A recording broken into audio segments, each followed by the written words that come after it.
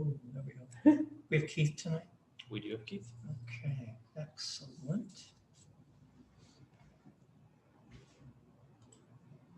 He's ready. Okay. Good evening, everyone, and welcome to this meeting of the Troutdale Planning Commission for Wednesday, July 14th, 2021. If we could have roll call, please. Commissioner Wittrin, Present. Commissioner Wadilla has let us know. Will not be with us this evening. Commissioner Mamone, Will not be with us this evening. Commissioner Prickett, Here. Commissioner Wilcox, Here. Commissioner Allen, Here. Atkinson. Here. Okay, at this time, I would like to ask everyone to stand for the Pledge of Allegiance, and Commissioner Wittrin will be leading us this evening. I pledge allegiance to the flag of the United States of America, to the republic to which it stands, one nation, under God, indivisible, with liberty and justice for all. Okay, are there any updates to the agenda for this evening? No, Mr. Chair, the agenda is presented as proposed. All right. Okay, first order of business is, it's after July 1st. It is. Appointment of officers for the year, which would be July 1st to June 30th of 2022. And this time I would open for nominations for Chair of the Planning Commission for the next 12 months. Mr. Chair, Ms. Prickett. I choose to nominate you, Tammy Stapleton, as chair for the Planning Commission for the next year. Second. Okay, other nominations for Chair for the Planning Commission for the next year.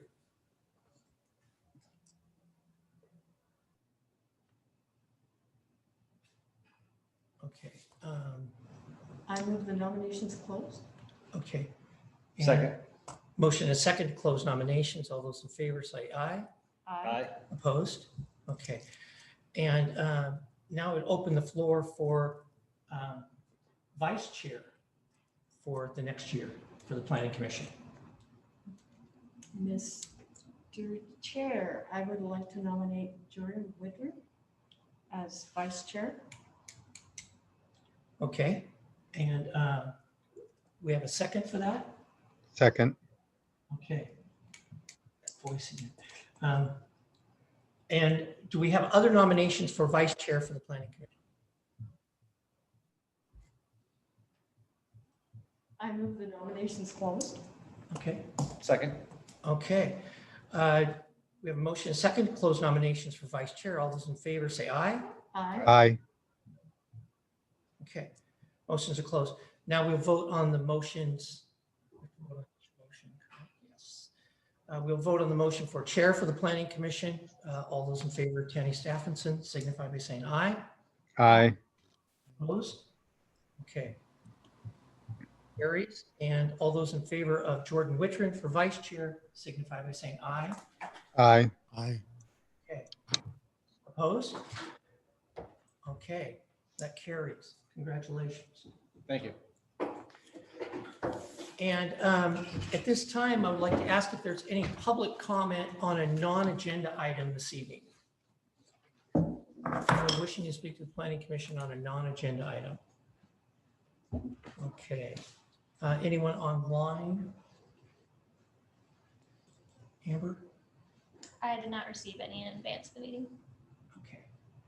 All right, with that, we will move into review and approval of minutes, first for the April 28th special meeting. And at this time, I would like to start off with Commissioner Wilcox. Okay. April 28th. I was absent from that meeting, so I'll be abstaining from approval, but I did review the minutes and I did listen to the audio at some point between then and now. This one I have very, very few on, even though it was a long, quite several pages. So I'll just go ahead and get going on the 2 or 3 that I do have. Page 3, the first first full paragraph at the top. It starts when staff sent notifications. Second line from the bottom, last sentence starts, in summarizing the comments, it appears they can proceed with conditions of approval. I had an idea of how that needs to be changed, but I can't think of it now. Maybe after summarizing comments. In summarizing just didn't sound right. Does that make sense? After summarizing?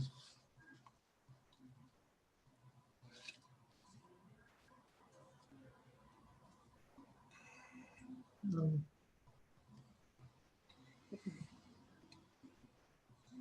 I'm not hearing anybody. Yeah, The- hang on. What's interesting is because those three testifiers were quite frankly against the application. So I'm not sure if the staff recommendation would be to strike the sentence entirely. So I'm not sure if that was the accurate representation of their testimony. If it was part of their testimony, I Yeah. said it would not. Right. Okay, that sounds good to me. Just get rid of it entirely. Next one. Page 5. The very top line starts with finding. Toward the end of the line, the pole does not omit air or noise to its surrounding properties. I think it should be emit. Mhm.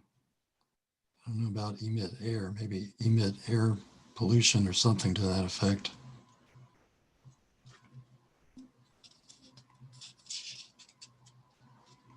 But anyway, the word omit's incorrect for sure. And my last one on this set of minutes was same page. The next large paragraph that starts with finding since 2008, about 5 or 6 lines down, starting in about the middle of the line. With lower capacity to support the wide array of use that mobile devices demand today, I would just change the word, make the word use plural, wide array of uses that devices demand. And that's actually all I had for that whole set of minutes.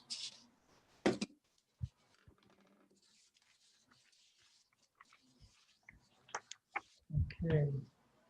Mr. Wilcox, can you repeat where that last one again? We were trying to search it, we couldn't find it. Okay, on page 5, the second finding paragraph. It's about 6 lines down. The line starts with predecessor of 4G LTE, which was slower, with lower capacity to support the wide array of uses rather than use.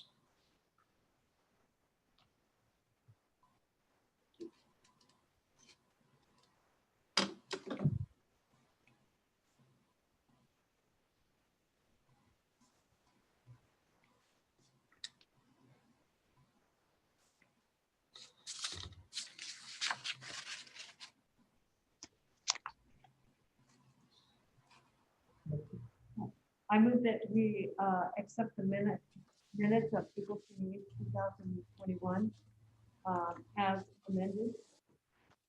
I'll second that one. Okay, we have a motion by Commissioner Prickett, second by Commissioner Wickren to approve minutes from April 28, 2021 as amended. All those signify by saying aye.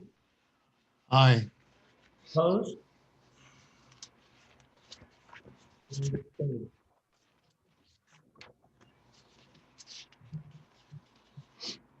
You were abstaining, correct? Mr. Commissioner? Oh, sorry. I ayed instead of abstained. Sorry. Okay, moving on to meeting minutes of May 26, 2021. And Commissioner Wilcox.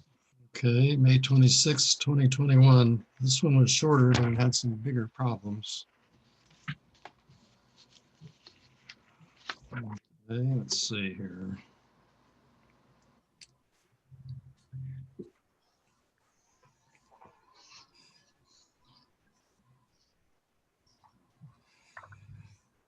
Okay, the third paragraph that starts Mr. Mamone. The second line from the very bottom starts for clarification, if the current code does not explicitly allow them to improve a sunset period, I think the word improve should be approve, A-P-P-R-O-V-E.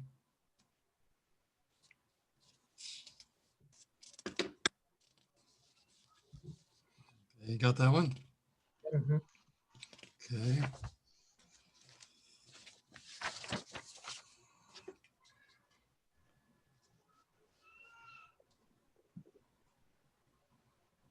Okay, page 5.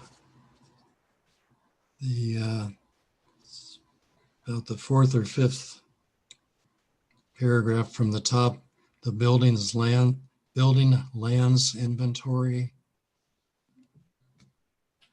That paragraph that starts with those words. The last sentence reads, he asked if there were any changes about the text of the comprehensive plan that they were proposing to amend with this application.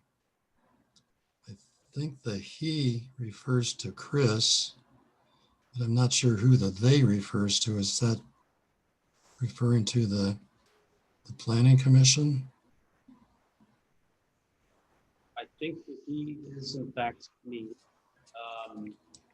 staff, and the they, I think, was more that was proposed, or that, well, that's it. You're cutting out really bad on my end, Chris. I'm getting that you're the one talking. I was the one talking. Can you hear us okay? Yeah, that's better. Sorry, we had to read the mic here.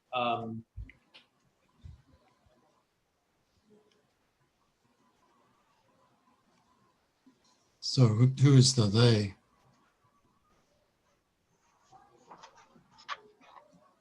I think the they was in the spirit of the application. They, in fact,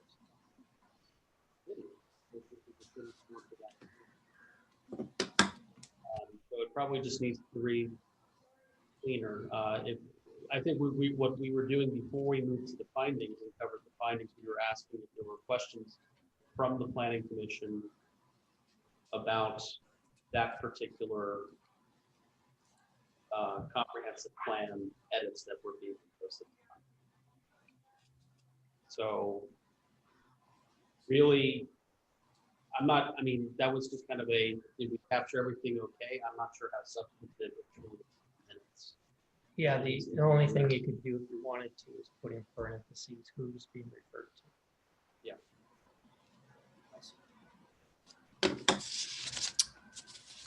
Okay, move along here. Page 6, the paragraph that's bold-faced B, public need is best satisfied. The second line from the bottom of that paragraph, they projected 720,000 housing units. I think there's about 3 extra zeros in there. You're reading the fine Well, print. it's not that many more, it's just a few more. I'm sure some people would wish that for us. I'm sure some people would put 720 out zeros. Okay. Then the last paragraph on the same page, about 8 or 10 lines down, there's a line that starts, for all income levels. They are basically saying that they are halfway to the 2020 goal already in 2021. I think 2020 should read 2040.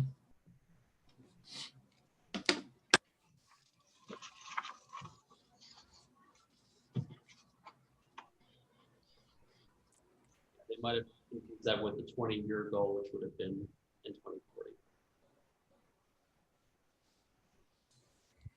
Okay, so you've got the change up on the screen. And let's see.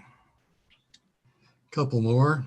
Page 7, the first full paragraph at the top. The last sign or the last line. In the comp plan and council adopts it by resolution rather than by ordinance. That's it reads exactly backwards. It should be adopts by ordinance rather than resolution. That's what needed to be. That's why they had to do it over again. And I did confirm that one by listening to the audio. So resolution and ordinance, those two words need to be reversed. And the last one is under voting. Mr. Whitron moved that they approve case file 71-01 for recommendation as written by the city council. That one I also confirmed on the audio. It should read as written for city council. And that's it for that set. Two here.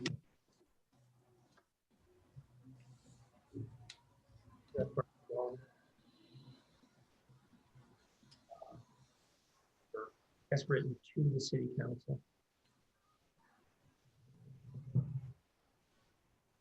Let me make that change.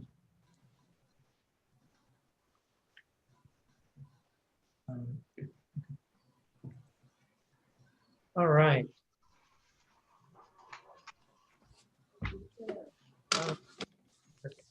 I move that we approve the minutes for May 26, 2021, special meeting for the planning commission as amended. I'll second that one. Okay, we have a motion and a second to approve meeting minutes. And at this time, I'd like to table these because based on the people that we're missing and people that are here that were not at this meeting, we want a quorum. I believe we need quorum to approve this. So we'll table this for the next meeting, but we basically have it done. So we'll bring it back to your next meeting. Yeah. With the revised edits. Just put the official stamp on.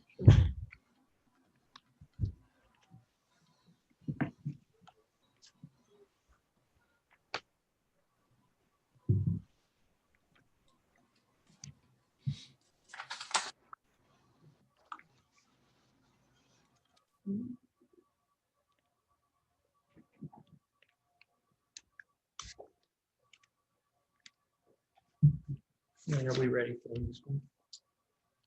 I think so. Okay. All right.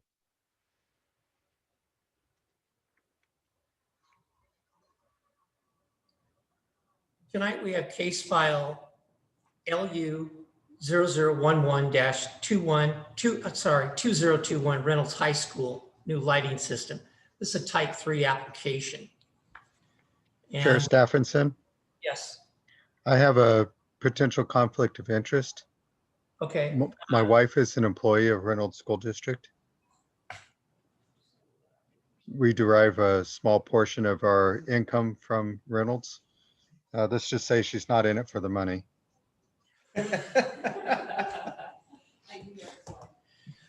Okay.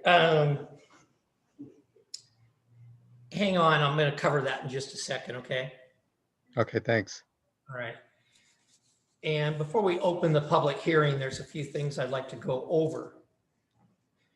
And we'll talk about the Planning Commission and the procedures we'll be following for tonight's public hearing. The Planning Commission is an appointed 7-member volunteer body of Troutdale citizens. Members of the Planning Commission are Troutdale residents who've been appointed by the City Council. They serve 4-year terms. They're strictly volunteers and receive no pay for their services. The Planning Commission serves as a citizen committee for the review of land use applications and various land use related matters within the city.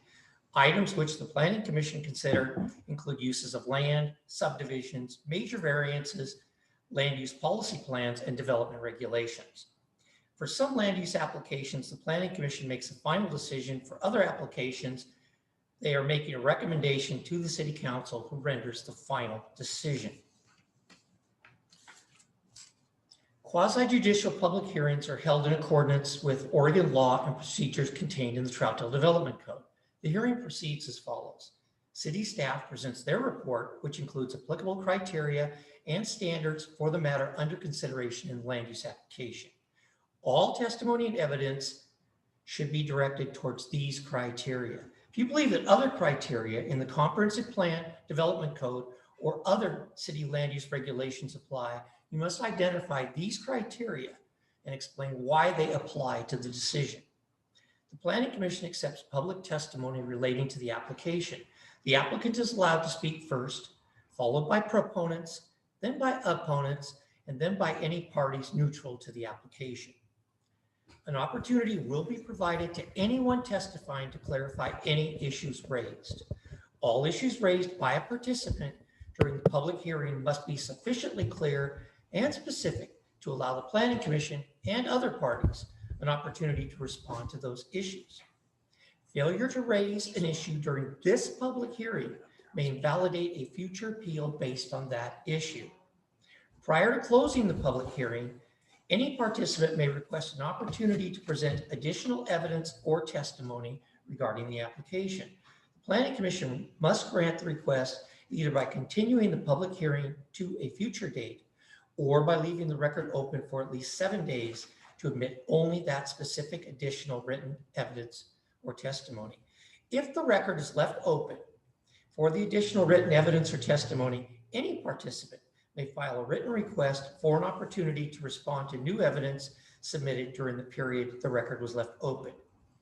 If such a request is filed, the Planning Commission shall reopen the record to allow any person to raise new issues which relate to the new evidence, testimony, or criteria for decision making.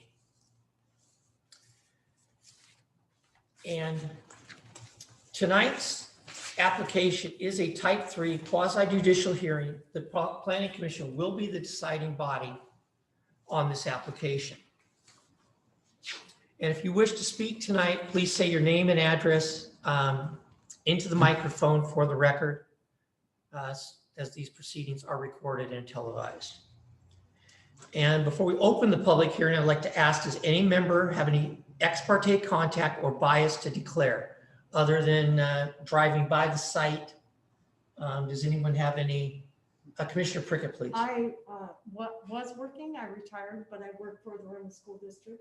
So I am, well, not anymore, but I was at the time of this application still working.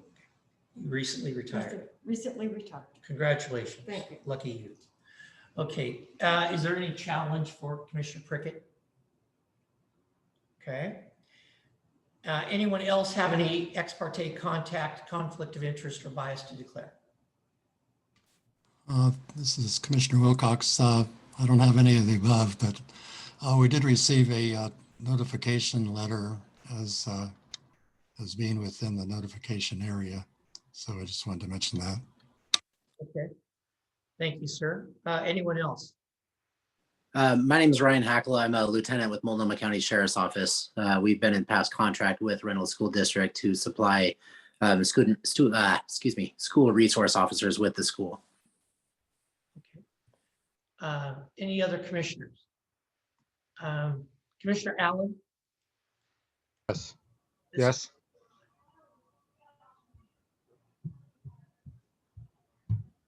To state your conflict for the record.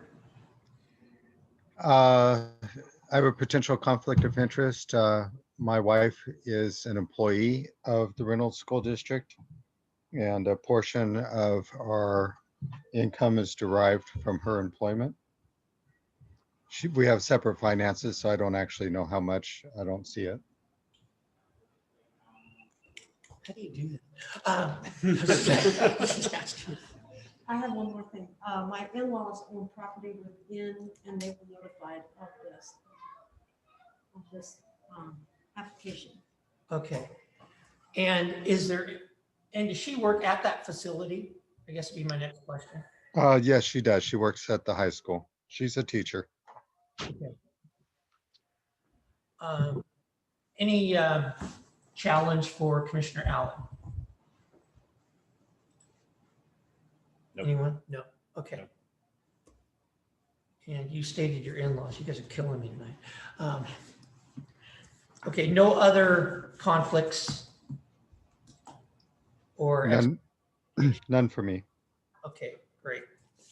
And we have no challenges on those, so we will proceed with case file LU 00112021 Reynolds High School new lighting system.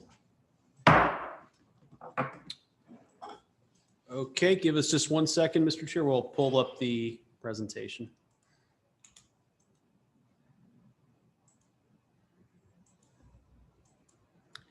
And can everyone at home see that? If you can just give me a yes, please. Yes. Great, thank you. All right, as the chair mentioned, this is a type 3 application, 3-header, a site development review, conditional use modification, and variance. And the Planning Commission is the deciding entity tonight. Starting with the staff presentation. Pretty much most of you know where this property is. It is right in the center of the community, Reynolds High School at the corner of 257th Drive and Cherry Park Road. Oh, I do. Okay, give me 1 moment. Sorry, we have to let the chair into the meeting. Give me 1 moment. There we go.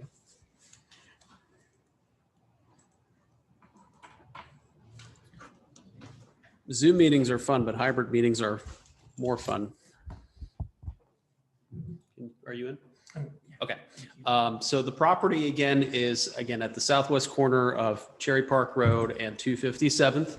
The particular quadrant of the campus we're talking about is the southeasterly portion of the campus where we have the existing football field surrounded by the track as well as 2 practice fields. It's the area highlighted in white that you may see on your screen. This is, of course, a developed campus and it is a developed field already.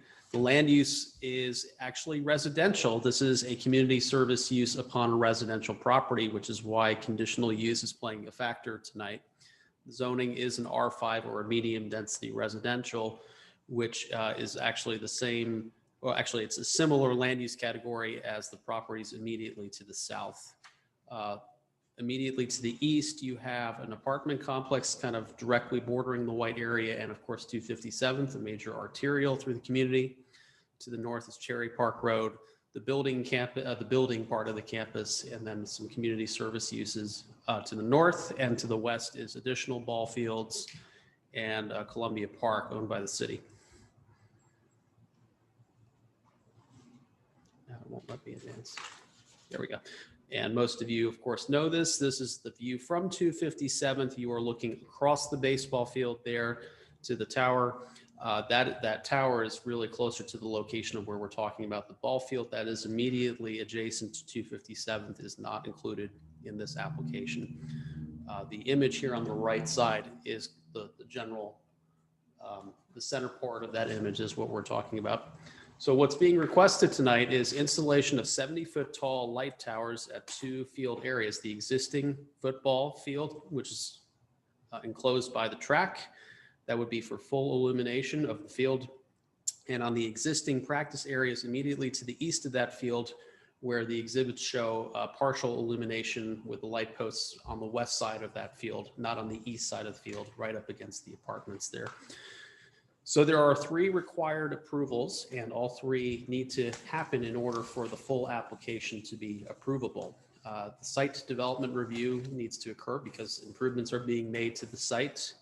A conditional use modification is occurring because the school itself is a conditional use within the zoning district, and this is a minor modification.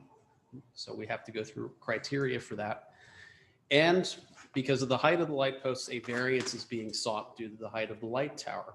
We do not have exceptions for heights of lighting fixtures. This is effectively a doubling of the typical allowance of 35 feet. What is not being requested are any new ball fields or spectator grounds. There's no zone change incorporated with that, and there's no other lighting proposed on other fields on campus. Any questions about the site? Okay. This is a pretty straightforward application where it's mostly concerning planning or building standards. Really, we're talking about the development code. There are 3 sections in chapter 6, 6.35, 6.9, and 6.13 that are the applicable sections there. We also have a section, an outdated section, I would add, in the Troutdale Municipal Code that covers outdoor lighting that we have referred to as well. Oh, that's an interesting ring. And then, of course, building and electrical code would come and occur if this application moves forward. So again, this is a type 3 quasi judicial procedure. You are at the public hearing right now. This is a planning commission decision. If there is an appeal to this decision, it will go to city council. A pre-application meeting was had with the school district's representatives on April 8th. In May, they submitted materials. We deemed it complete as a staff later that month and sent out a notice, of which there were about 350, 400 notices that went out to surrounding properties. So a lot of properties nearby. And here we are in the public hearing. If this application is approved, the applicant can proceed with securing building and electrical permits to do the installation of the fixtures, ideally in time for the fall term sports period. Again, notifications went out. The agency comments, planning and building are the only ones who have provided feedback. Despite our mass mailing, staff did not receive a single written comment returned. So that should probably tell you something. Summary of our comments: we believe this is an approvable application, provided it hits the criteria, and of course, permits are going to be required for it. This is a somewhat primitive drawing, and I suspect the applicant will probably want to show a better image if they want to come up here. There was also a better image in your packet, but this is the gist of what we're talking about. Why is the applicant seeking taller lighting here? Although they have a taller visual impact, maybe on the horizon, the ability for the lights to be taller allows for a further downward projection of the lighting itself. It allows for more directed lighting and less ambient light pollution or effects on surrounding properties. Other benefits that this application would provide, it provides just greater utilization of a community asset into the evening hours. As the school district has stated in official documentation, it was not to be used. These fields will not be used for regular games or events. These are effectively to enable practice sessions. There would be a 9 p.m. cutoff time that would be proposed, which is generally in line with keeping things, or when we're talking about construction hours or ambient noise, 9 o'clock is an appropriate cutoff time. And the practice fields, which are the ones immediately closest, particularly to the apartments just to the east, has only partial illumination, not full illumination, like the larger field, which is more centrally positioned on the campus. But, at the same rate, lighting is lighting, and lighting will have an impact, even if it is shaded. You will have also potentially, because of uses on the field, there might be more ambient noise into the evening hours. And it may be a concern. And also the visual effect of light posts, although we stress they are limited as much as they could be, they are a feature on the horizon and may potentially impact somebody's view or perceived view. One thing to also note, however, the apartments on the that are adjacent to the practice field, there is a tree canopy, or a line of trees, I should say, that separates that. So the visual impact from the apartment side would be mitigated, at least for part of the year during that time. So this section is a little mundane, admittedly, for those of you who are new to this or haven't been to this, but it is a required step. We do have to cover the decision criteria that the Planning Commission will have to consider in order to approve this document. We we have to have findings established in order to create this happen. So there's going to be 3 sets of decision criteria. I will stop after each one in case there are any questions about the staff proposed findings for you all. Sequentially, we'll have to do it in this order: a variance request first, the conditional use second, and then the site development third. And a reminder that this isn't a 4 out of 5 work, but 1 is not clear. All the criteria will have to be met or conditionally met in order to approve the application. Any questions on the overview of the decision criteria? Okay. Let's dive in with the variance, and the variance is about the height of the poles again. So we're talking about allowing from 35 to 70 feet.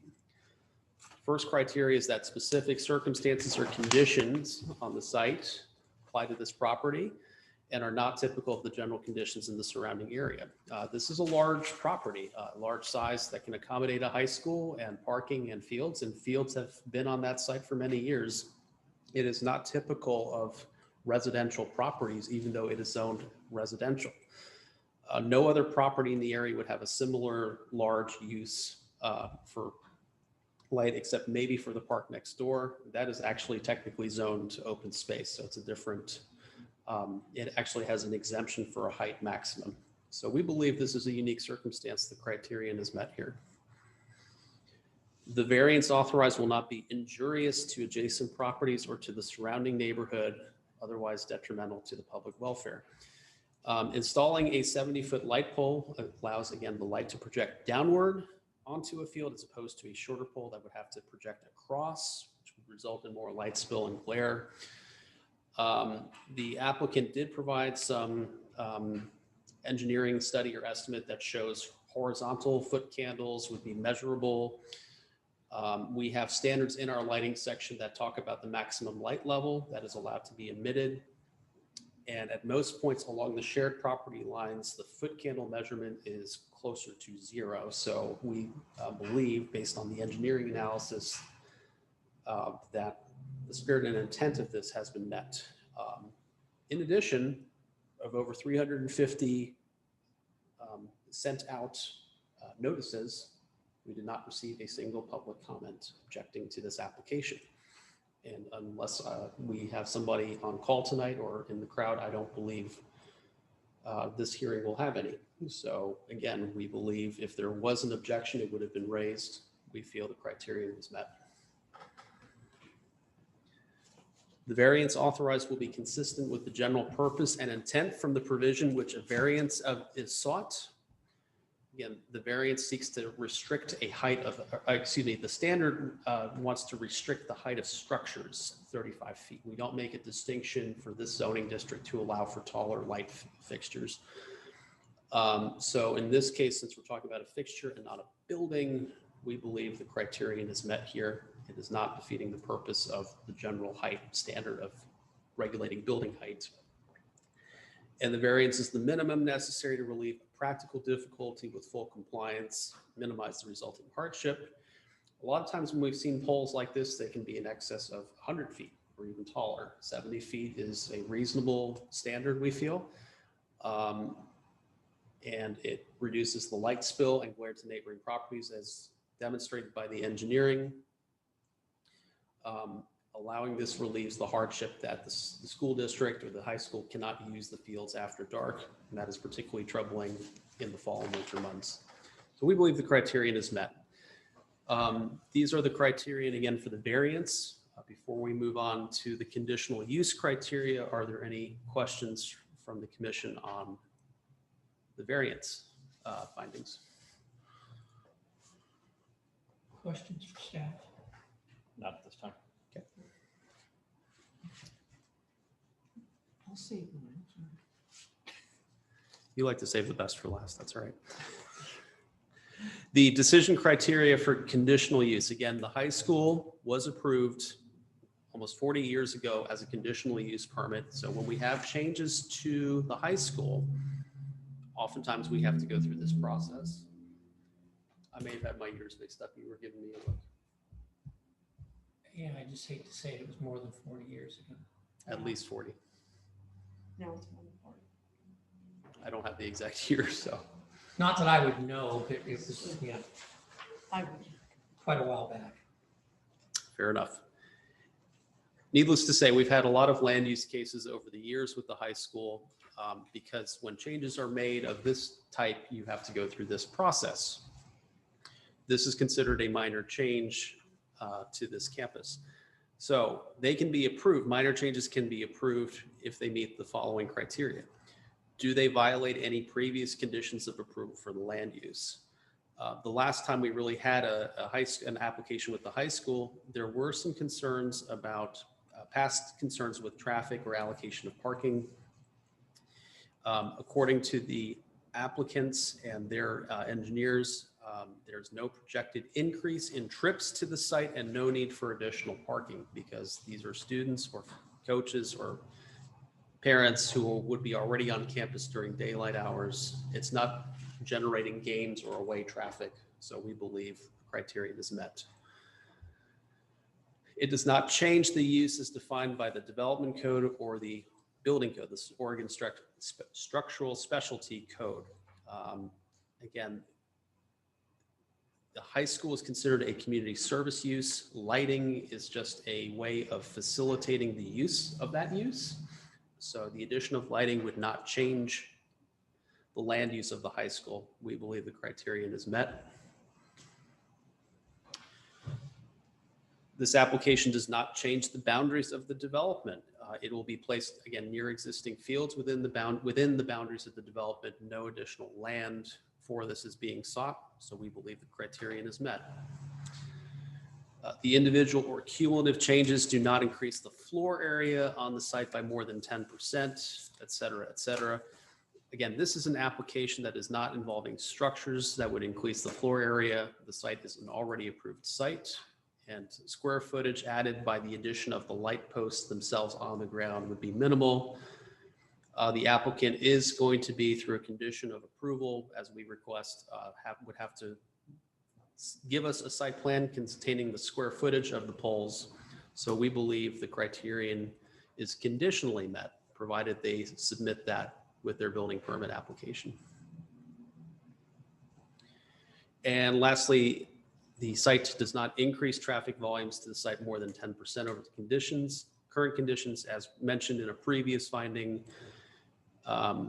Based on the information the school district has provided, there will not be an increase in frequency to this site for any larger events at the high school. We believe the criterion is met. Any questions on the conditional use decision criteria? When the school says that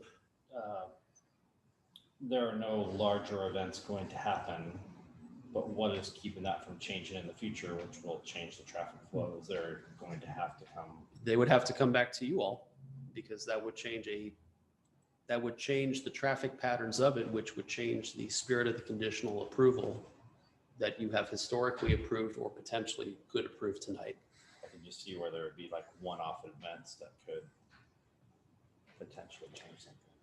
That has happened. I mean, you've had occasionally I think there was an event with like one of the food festivals was there or was adjacent to it, but at least school sponsored, it didn't appear to be the case. Thank you. Sure. Any other questions? Nope. Okay. Other questions for staff?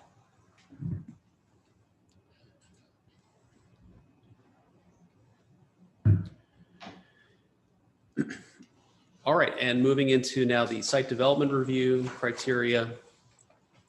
The application complies with the applicable provisions of the underlying zone and overlay zones. No changes are proposed to any buildings on the property. The light poles are expected to meet the setback requirements within the district, within the zoning district. They are expected to prepare a site plan that we can review to confirm that, but we believe they will do that, and we believe this criterion point is conditionally met. The proposal includes required upgrades, if any, to existing development that does not comply with applicable land use district standards. There are no required upgrades to non-conforming uses for this application. The criterion is met here.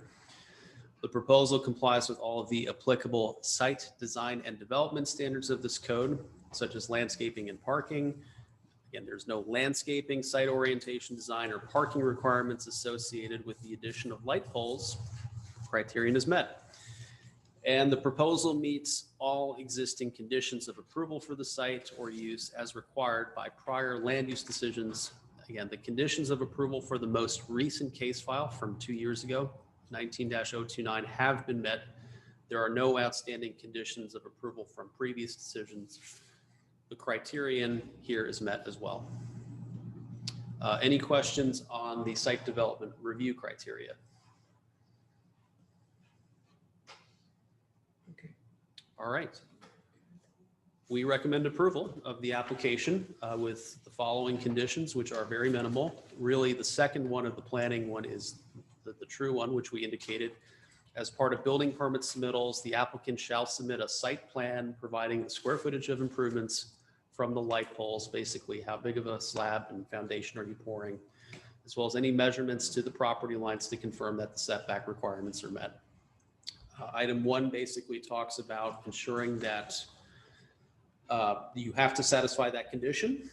It's usually a placeholder for a lot longer set of conditions. And then item 3 basically just reminds the applicant that this case file, if approved, expires 2 years from the date of the decision, though it sounds like the school district is intending to want to move forward as soon as possible. And then the only condition of approval from the building side of things is that they apply for the relevant building and electrical permits if approved. We do also, Mr. Chair, since this is kind of a application requiring several motions, we have a requested sequence of votes to be taken that we can bring up later this evening. We have that on screen. But with that, we'll be happy to take any questions about the application. Okay, questions for staff? Commissioner Prickett. I noticed that you included in the, a lot of the detail on earthquake and wind load when it comes to those kind of poles, because they are standalone. So that was greatly appreciated. Because Sure. It gave me a lot more information. That answered a lot of questions.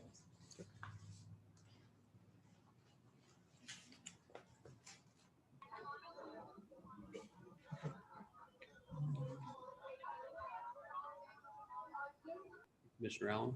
Okay, Commissioner Allen, did you have a comment? Question? Yeah, just that I noticed that they're talking about the total light control light pole, which actually looks pretty good to me. But we can't require that they use that, right? We're controlling it by the maximum amount of light that can disperse onto residential properties. Correct. Okay, thanks. I was just confirming. Commissioner Allen, I think you've got some background noise there.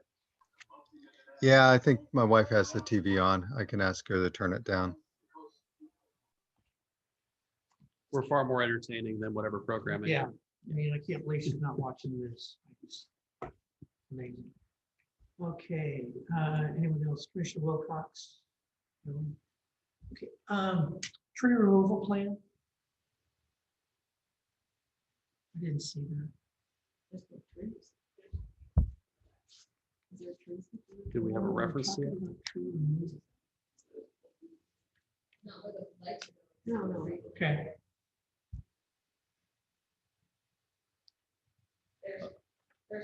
We'll Okay. have you confirm that. okay. Yeah. All right, and other than in the industrial area, do we have any lights over 35? For the truck stops down by I-84, there's actually a couple of 100-footers. Yeah, no, other than that area. Oh, other which than is that area? Got a lot of. I'm trying to remember, does Walt Morey have any site lighting? No, we do not. We Okay. don't, I think we have the standard light in the parking. There's no lighting separate from the building on the backside. And I think all of the commercial areas on Stark Street are probably at that 35-foot height level too. And this is unique, but people always remind me how you can see Gresham's from Corbett pretty easily. There is an exhibit, I think it made it in there, showing kind of the evolution of lighting technology over the past few years.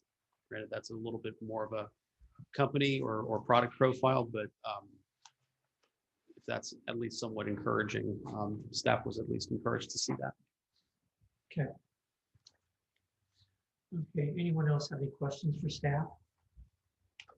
All right. Is that it, Chris? That is, Mr. Chair, let me get back on screen so we can show the Okay. proceeding. Here we go. At this time, we would like to invite the applicant to come forward. Is Ms. Diaz present? Any, Can we step in? I'm sorry? Yeah, absolutely. Yeah, I think we're doing this. You all can come up at one time or however you want to do it.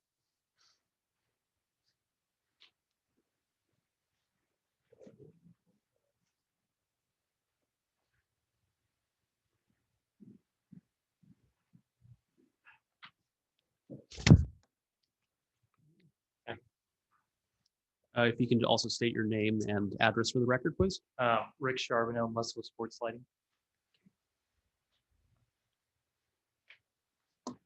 D. Archie, I work at the high school. Good evening. And I'm on virtual. I'm Dr. Ortiz, the Assistant Superintendent of District Operations for Reynolds School District. All right. I'm virtual, but I will let Miss Archie provide any additional information you may need, but I'm here if you have other questions. You guys brought up the trees. There are no trees in the proposed location for the light poles. The trees are closer to the fence boundary on the east side with the apartments. Okay. And anything else you'd like to add?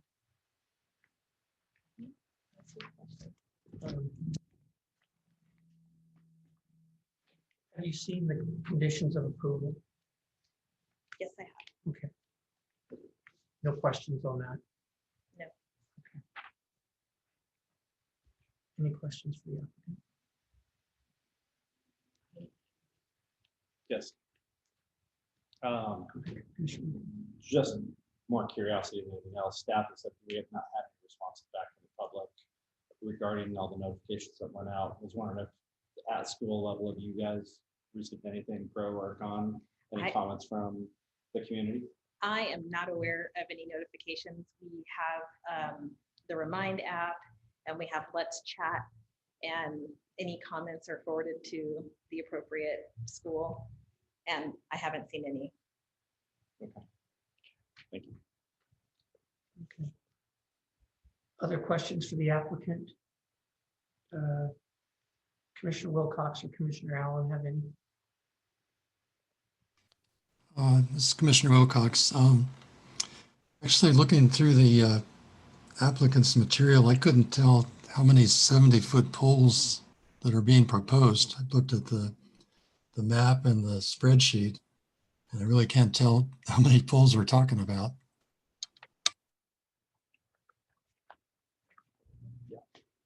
Four. Can four answer? Yeah. There's two on each side, total of four. Okay, that's what I saw on the map, but the spreadsheet kind of threw me. I guess that was maybe fixtures. Any other? This is Commissioner Allen. It actually looked pretty good to me as proposed.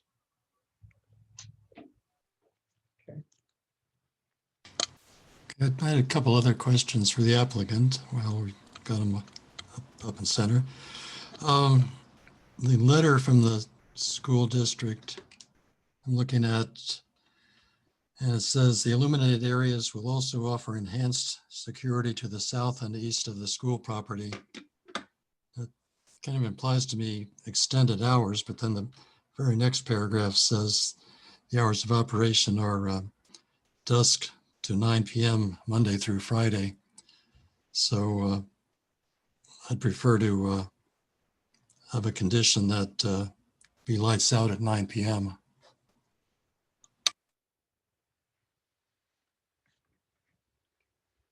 Did you want to comment on that?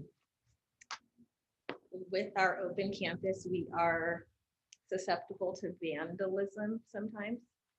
I know we have a little bit of lighting on the back side of the building, but we may need to explore other options to where whoever is out there at night is not in the cover of night doing whatever to our facilities. That is where a lot of spray painting happens on those back windows, the dugouts, near the track shed facility. But that's something we'll explore. Yes, but we definitely will adhere to the guidelines to have the lights out at 9 p.m. What we mean by enhanced security is that students before 9 p.m. who are on campus, they generally have had to walk in the dark across the field. And so this will provide security for them going home. They're different. Miss Archie has a staggered practice schedule. So there would be athletes leaving the area while another group comes into practice, all before 9 p.m. So it adds security for the student athletes leaving and coming for practice in that area.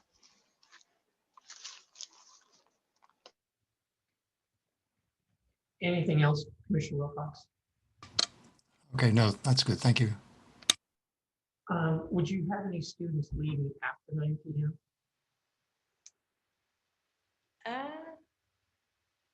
It depends. I mean, sometimes we have different activities where kids are setting up, and if their ride says that they have to walk home, but we can make arrangements for, I don't know, have the supervisor, they usually stay with the kids until their ride shows up. Hopefully there's no kids walking after 9 o'clock, but I mean, when we play football at Mount Hood, I've seen kids walking down 257 at home on the sidewalks.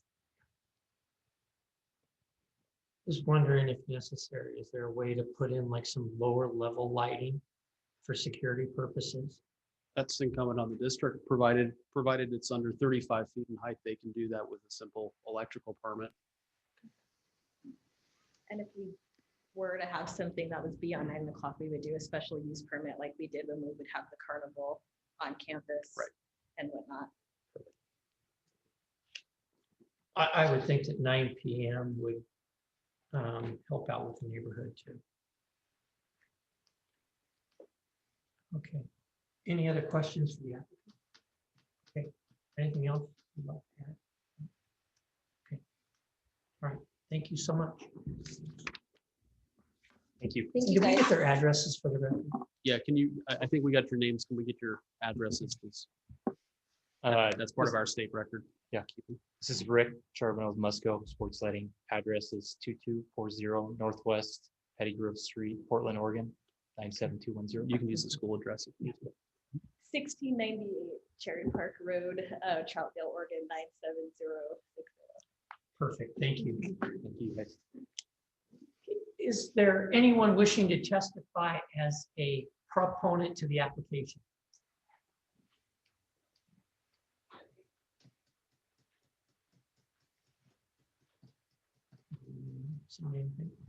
Anyone wishing to testify as an opponent to the application?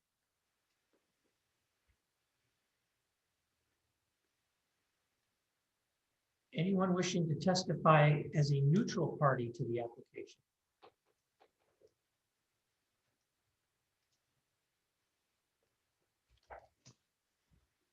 You want to testify? Or you good? Okay. Okay. All right. I move that we close the public hearing. I'll second that one.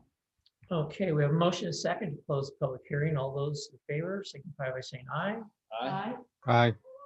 The public hearing is now closed.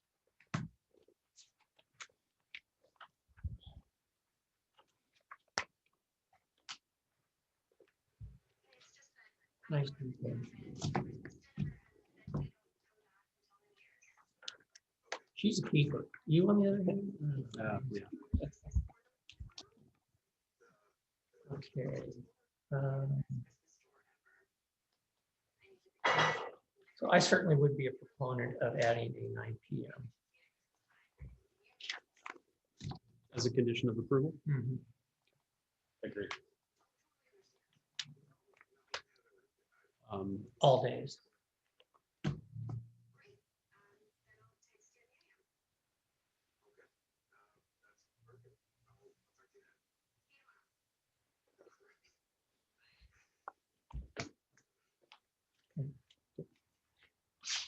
You have particular language you want to use for that, or, I mean, I think we can put it in there, but unless you want it stated a certain way. No, just that all fixtures on 70-foot poles will be out no later than 9 p.m. Do we have a friendly amendment to that, that any fixture above 35 feet in height? Because there may be a possibility if a light gets added to the pole that might be below 35 feet for security lighting or whatever. Okay. All lights above 35 feet. Yeah. Okay. Out by 9 p.m. Every day. All days.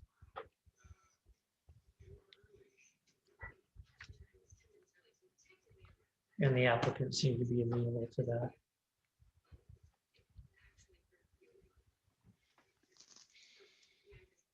What my only suggestion.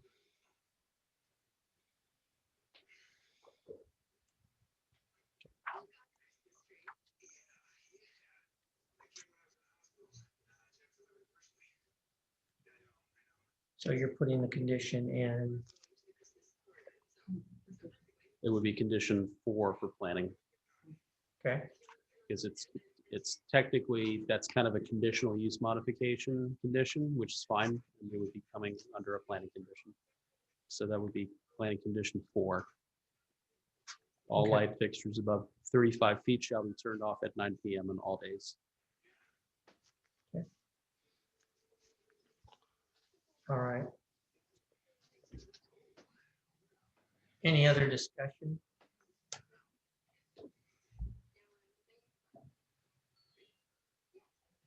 Okay. Sounds like a good plan. All right. It's meeting. Fire away. And we have, Mr. Chair, sorry, real quick, a slide here for you all to help with the motions if you need them.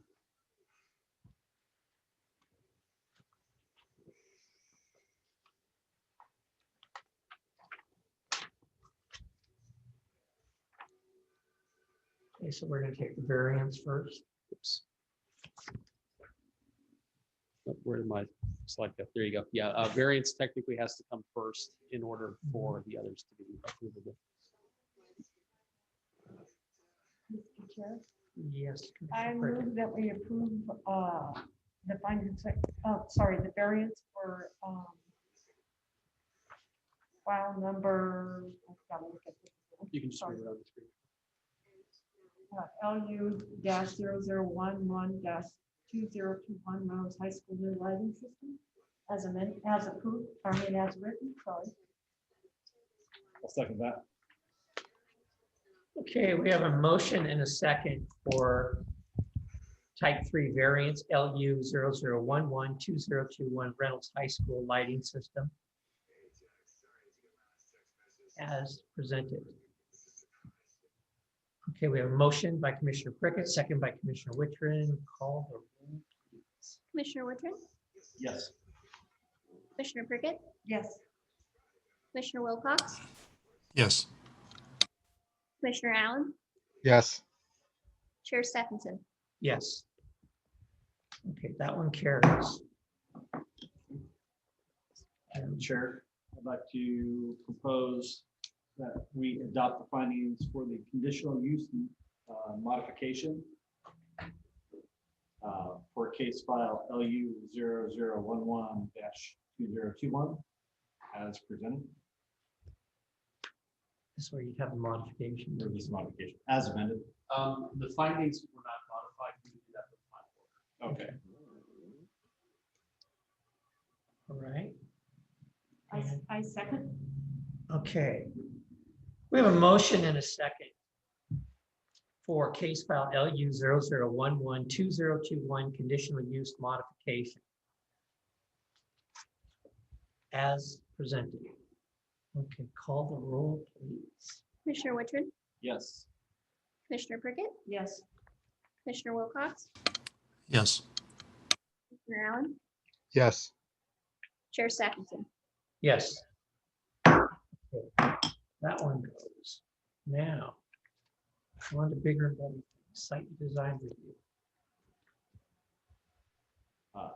I'll make a motion for adopt the findings for the site development review component for case file LU 0011-2021 as presented.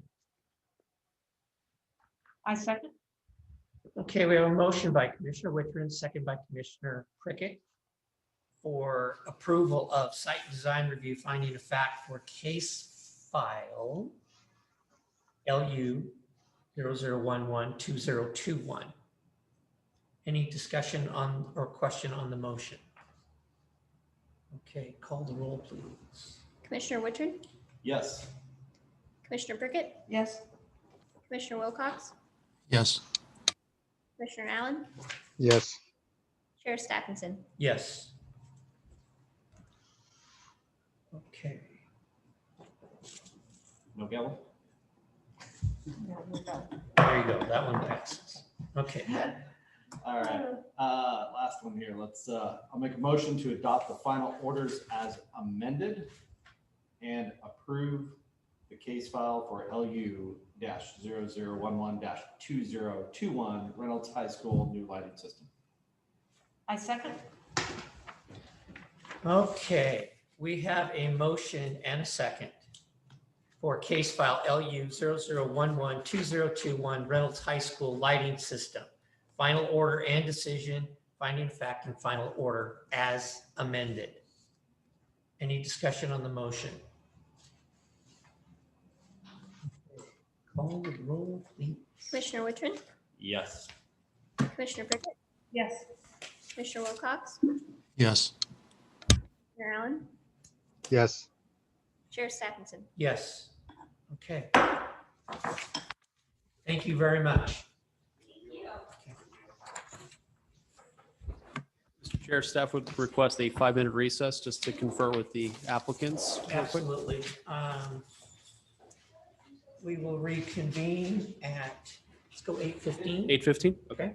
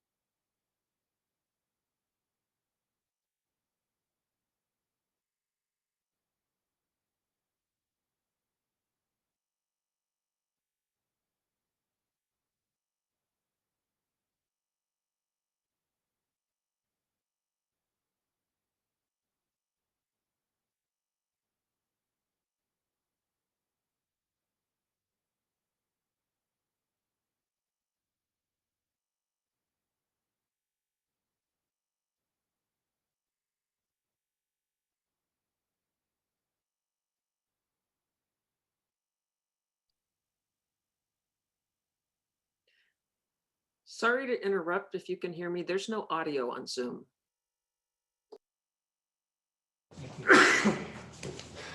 Thank you. With that, Counselor, we're done for the evening. Thank you. tuning in. Thank you. Sorry about that. We forgot we mic'd, You wanna go muted the back? room. Let's reset. I'm sorry. Yeah. Okay, so you want to say we're back in session? Yeah, we are back in session officially now. Thank you. Okay, all jokes aside, so our next item, we're talking about an item that we brought up earlier this year, which was a review of mixed-use zoning districts. We brought it up earlier this year with the thought of looking at 3. To reset the conversation tonight, we're going to talk about 2 of the 3. The third one was actually discussed last night at City Council and has been newly established as our new zoning district for the Confluence property, the Confluence site in downtown Troutdale, or just north of downtown Troutdale, the urban renewal site. That was the more intense mixed-use district, which does allow for taller buildings for that unique property. It was something that came out of the town center plan. The council saw the wisdom in creating this zoning district, and as of last night, it was established. What we're talking about tonight is looking at 2 other existing mixed-use like zoning districts and looking at a long game of potential text amendments or map applications to those. The 2 that we currently have on the books are CBD, Central Business District, and MOH, it's a mixed office housing zoning district. Starting with CBD, that is the zoning district that is applied to pretty much the downtown storefronts and some areas immediately to the west, extending across 257th, including the site of the future food cart pod that's under construction and stretching eastward to the depot site. It contains the building that we're in tonight. It contains the property next door, but it was primarily engineered, thought of as a storefront district, primarily commercial, with allowing some residential, but primarily thought of as a commercial district. The second district was a MOH district, mixed office housing. This is more of a peripheral mixed use development that kind of surrounds the central business district and acts as a transition between that and more exclusively residential districts. This district skews more residential. Certain types of commercial uses as they stand right now exist. They are more office-based, less so retail, although there are some allowances for that too, but skews more residential. It is applied again, on a stretch of 2nd Street on the south side in downtown. It is on the periphery of the downtown area, out toward Halsey Street. If you guys are familiar with the Harvest Christian Church, that's zoned that. The other property that is zoned that way is the RV Resort currently. And the other property, the other zoning district, which we have not previously talked about, but we wanted to introduce tonight as a discussion, is the so-called neighborhood commercial zoning district. Even though it is commercial in its name, if you look at the application on where it is on the map, if you look at attachment C, map 1 in your packet, let me bring it up here on screen so you all can follow it too.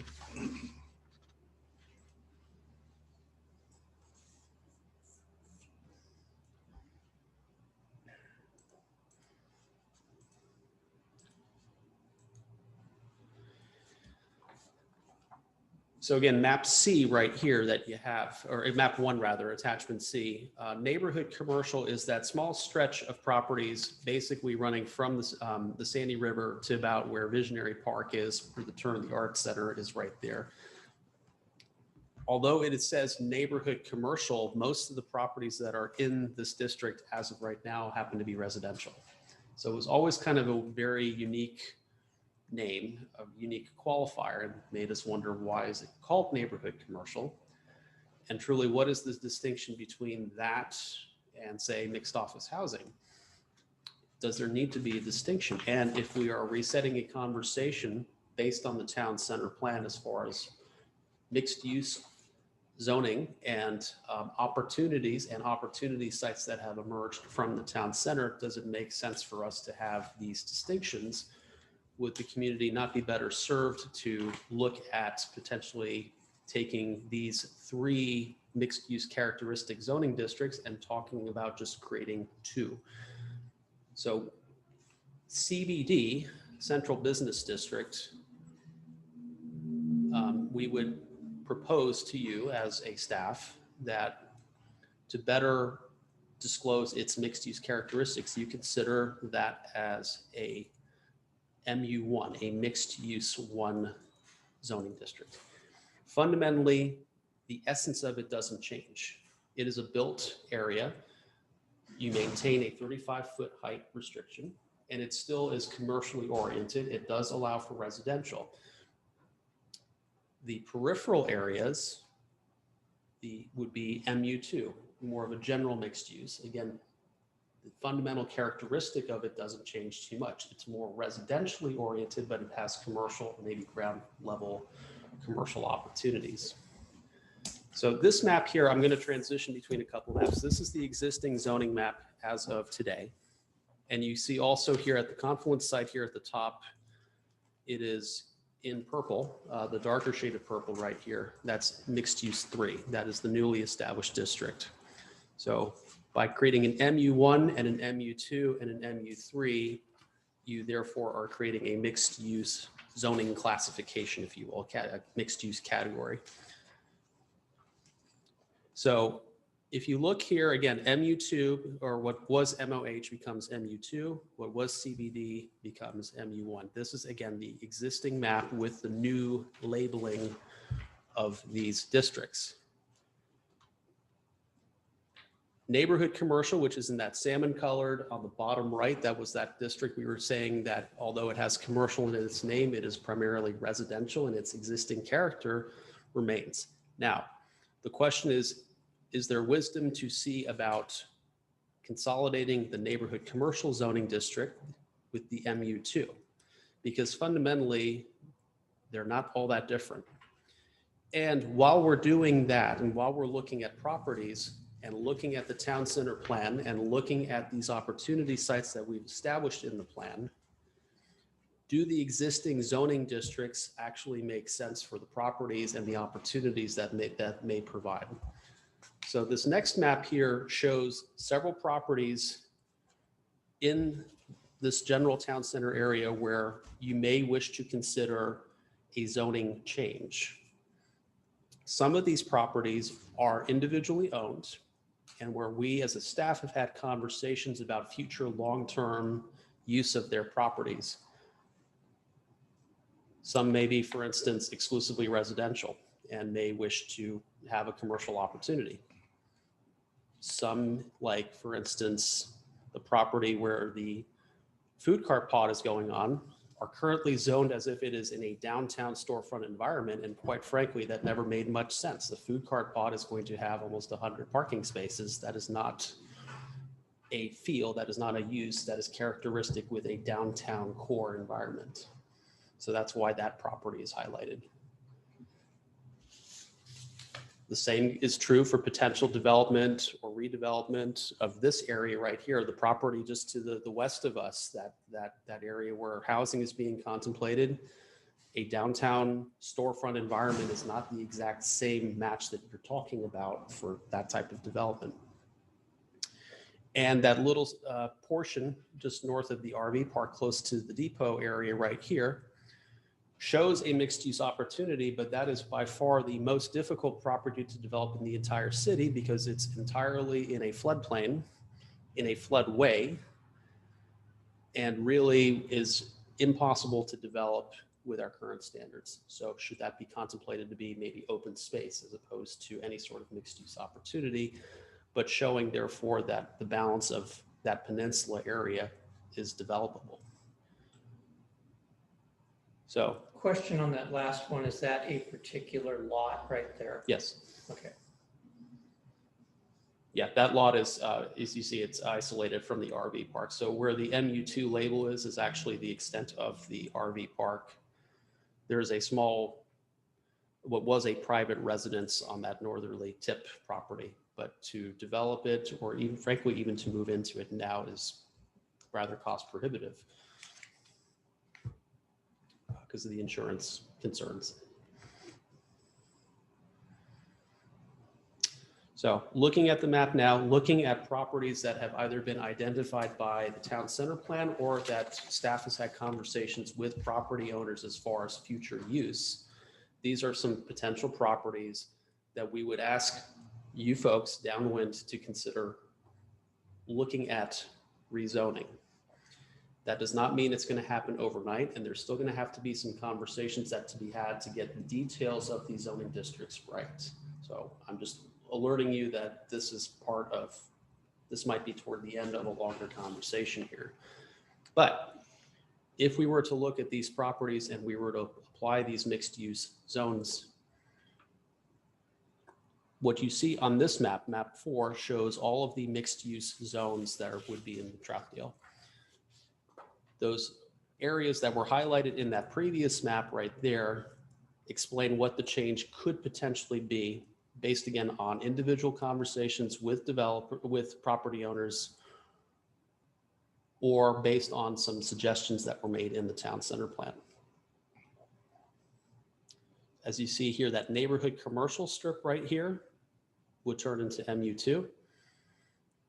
This property, which is exclusively residential, this is the location of the pond, the Caswell Garden area, would look to an MU2 zoning district. The tip area right there where we had mentioned the floodplain constraints would resort into open space. The strip along 3rd, which right now is almost exclusively residential, there is some interest in exploring potentially limited commercial opportunity. And by limited, I will explain that in a little bit, but basically, could there be small scale or insular commercial uses that really are not changing it? Again, MU2 is fundamentally more residentially oriented. Looking at MU2 for the property that we sit on, as well as future likely housing development to the west of this property here. This is an opportunity site in the town center plan. And these properties here on the west side of 257th, which again, right now are zoned as if they were in downtown Troutdale, they would be more aligned with a more general mixed use opportunity that better reflects where they're at. It is not a storefront district. It is more of a commercial or mixed use or residential opportunity in those locations.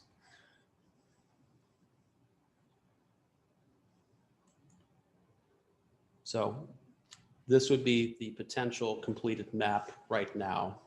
If you were to consider renaming the zoning districts, and if you were to consider to apply potential zoning changes at owner's requests or in fulfillment of the town center plan's suggestions for how you could do it.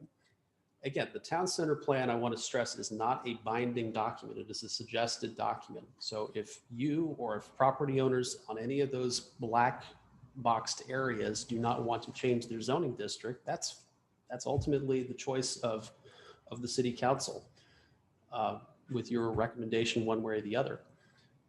What we are suggesting as a staff, though, is it might be in your best interest to align your development potentials with zoning that matches the potential for those properties, because right now you have some discrepancies. It was very interesting trying to get a food cart pod established on that property when you're asked to look at design standards as if you have a 25-foot wide commercial business on Main Street. And technically, they didn't have required parking. They obviously were intelligent enough to realize they needed parking for their site, but that's kind of the problems we have with the existing code, is the standards that maybe you have applied with the intent to be in one geographic area may not make sense to what you might try to accomplish from a development perspective. And that's not an indictment on Planning Commission or City Council. This is more just us doing this audit and discovering these things and making some suggestions to you. This is showing it on a map illustratively. There is still going to have to be some devil in the details where we actually have to sink our teeth into the codes themselves, but we wanted to show you how this potentially could go. the last thing before we turn it to questions, we want to talk about height. Now, this is the current height situation that we have. The lighter blue shade here is a 35-foot height maximum. The darker shade is as a result of council action last night with the new zoning district. Up to 55 feet would be a staff level decision. Between 55 and 75 feet would actually now be a city council decision. So this is the current height situation. Now, from the town center plan and from some conversations we've had with property owners who are interested in looking at zoning opportunities, this next map is an opening suggestion. It is certainly up for reconsideration, interpretation, refinement, whatever you want to do.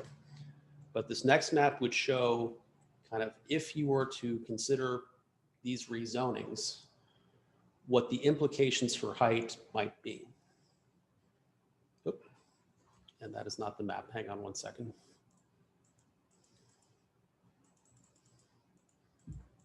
There we go. Sorry, this is the map. So this is the existing condition on height. And this would be potentially if you would want to go forward with maybe zoning as initially conceived. What it's showing is that the downtown core, the hillside, 2nd, 3rd, 4th, the corridors along 257th and the south side of Halsey, as well as this low area here by Visionary Park, would all remain at 35 feet. So to be clear, again, the downtown core, as it is right now, from a height perspective, would have no changes to the height standards. It would be still a 35-foot cap. It preserves the integrity, the look, the feel, the ambience of downtown. What the town center plan had called for was the possibility to explore potential height allowances of above that. And potentially in the areas here on the west side, where we identified opportunity sites where potentially because of the size or the constraint or the opportunity for development, where maybe you could contemplate going up to 55 feet. But if you were to do that, there should be a higher degree of decision making. It shouldn't just be a staff decision. Maybe you allow for yourselves, or maybe at council's discretion, maybe they want to take that, or maybe that you all don't want to do it at all. But the idea here is this matches with some of the things we heard in the town center, which is some types of development are going to be difficult to pencil out if you maintain that 35-foot height. And the question is, if the city so desires that, or the community so desires that, that's a values judgment, where would you do it in such a way where it wouldn't interfere with the general look and feel of downtown? When you look at where else it could be contemplated, because this was also brought up at the council level at town center, is the idea of maybe looking at this area down where the RV park is right now and the surrounding properties in that area, where there are difficulties to also develop in that area too, because of floodplain. So if I'm trying to develop a mixed-use building in a floodplain, that first story is basically going to be parking, because I've got to floodproof that building. Or maybe I can do a commercial opportunity, but how much through traffic am I really getting there? Maybe in the summer quite a bit, but maybe you're kind of off the drag. Meaning if I maintain my existing 35 feet height limit, that leaves me 2 stories to do residential development for, say, condominium apartments, maybe above ground townhomes. Is that enough for development to pencil out? So after discussing it with several property owners in that area, again, as an opening suggestion, not necessarily as a staff endorsement, we're showing potentially in that area too for maybe up to 55 feet. And that's largely because of the constraints of using the full extent of the property to develop it. In many ways, it's what you do already with the VICO, with the vegetation corridor. If you have an acre of property and VICO affects half of it, you have concessions to build something more dense than what the zoning currently allows. This is applying the same principle, but it's going vertical so that you're not extending building footprints into sensitive areas of floodplain or development where it becomes far more difficult and far more costly to develop. So that is the justification why you're seeing that darker shade of blue in that area. And again, this is the opening of our conversation. This is not a staff endorsement or recommendation at this point. We're just trying to give you context as to why you're seeing the maps this way. And ultimately, it's your wisdom and the council's wisdom that'll rule the day. And with that, we'd be happy to take any questions from the council, from the commission. And I can refer back to any map you would like to see. All right. Does anyone want to fire out some questions? Okay. I just have a couple of comments. Okay. This is tough. It is tough. Because of the properties you're talking about, 2 of them are owned by counselors. They are. Which means you're down to 5 counselors to make a type 4 hearing decision. I was just going to say, we're talking about neighborhood commercial, and the district is intended for convenience retail and service establishments of limited scale to serve primarily the needs of nearby residents rather than the city as a whole. It encourages physical and visual compatibility with adjacent residential development through appropriate use of landscaping, access, parking, signs, and architectural design. I was wondering if that would have been more applicable for the food cart lot than what we had there. Potentially, but there wasn't a zoning application for it. And if you look at where it's applied right now, there's 2 commercial businesses that fall into that category. One is Sugar Pine, which is by no stretch of the imagination a localized store. It attracts people from all over this region. The other is the Troutdale Arts Center, which also has a similar, although much smaller effect. There is no, walk to the convenience store to get a quart of milk type scenario as it exists right now. The majority of the properties in this zoning district are residential.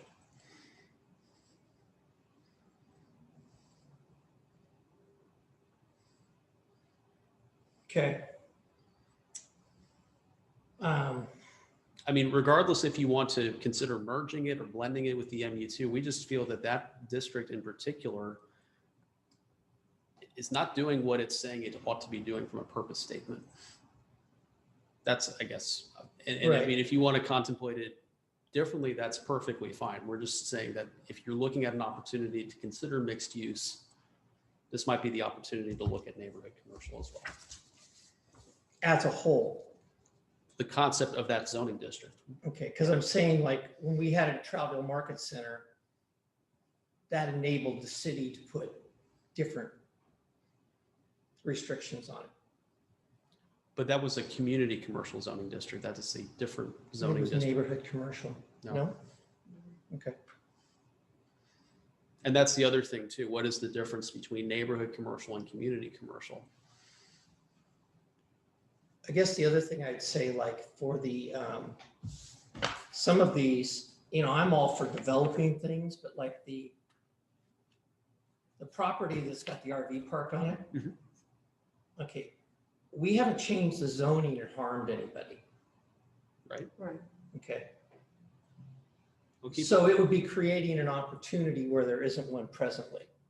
But but it's not like we've taken something away from someone. But keep in mind, the RV park as it stands right now is zoned MOH, mixed office housing. In this suggestion that of the sequencing we're doing, the properties that are MOH would be suggested to become MU2. So you're really not fundamentally changing that except for name only. And then the added question is, because of the constraints on that property, if there was a redevelopment possibility for that site that was not an RV resort, is there comfort with going higher? Right. That's what we're saying. And I think 55 feet, I'm just saying, in this town may be a pretty good stretch. I completely understand and respect that. I But think they'd rather turn back into a rock quarry. I hear you, but much like what we had with the a very similar property, although currently zoned differently, with the northwest corner of 257th and the historic highway, where we actually saw some sample development pro formas of how development has to pencil out. When you have a constrained property, in that case, it's constrained because it's tight and it has limited access to the street.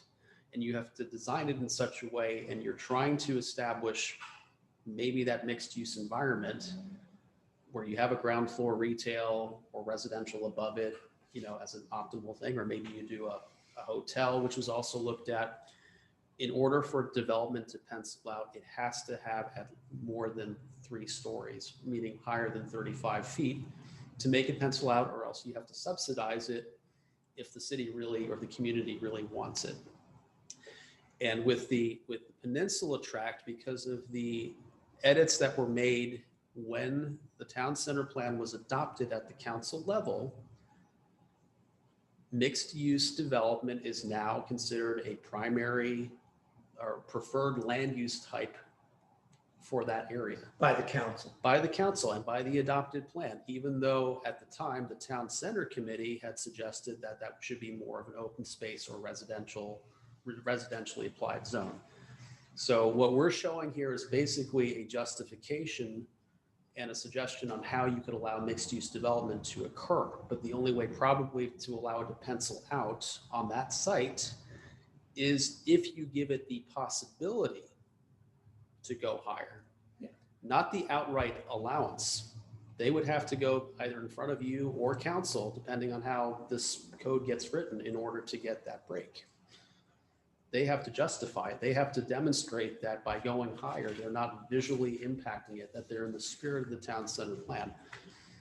The same criteria that are going to have to be applied for anybody wanting to go from 55 to 75 in the Confluence site. They have to show that they're in the spirit of the plan and that they're not negatively impacting adjacent properties or the cityscape. If they can't do that, that's a finding you make and you say, no dice.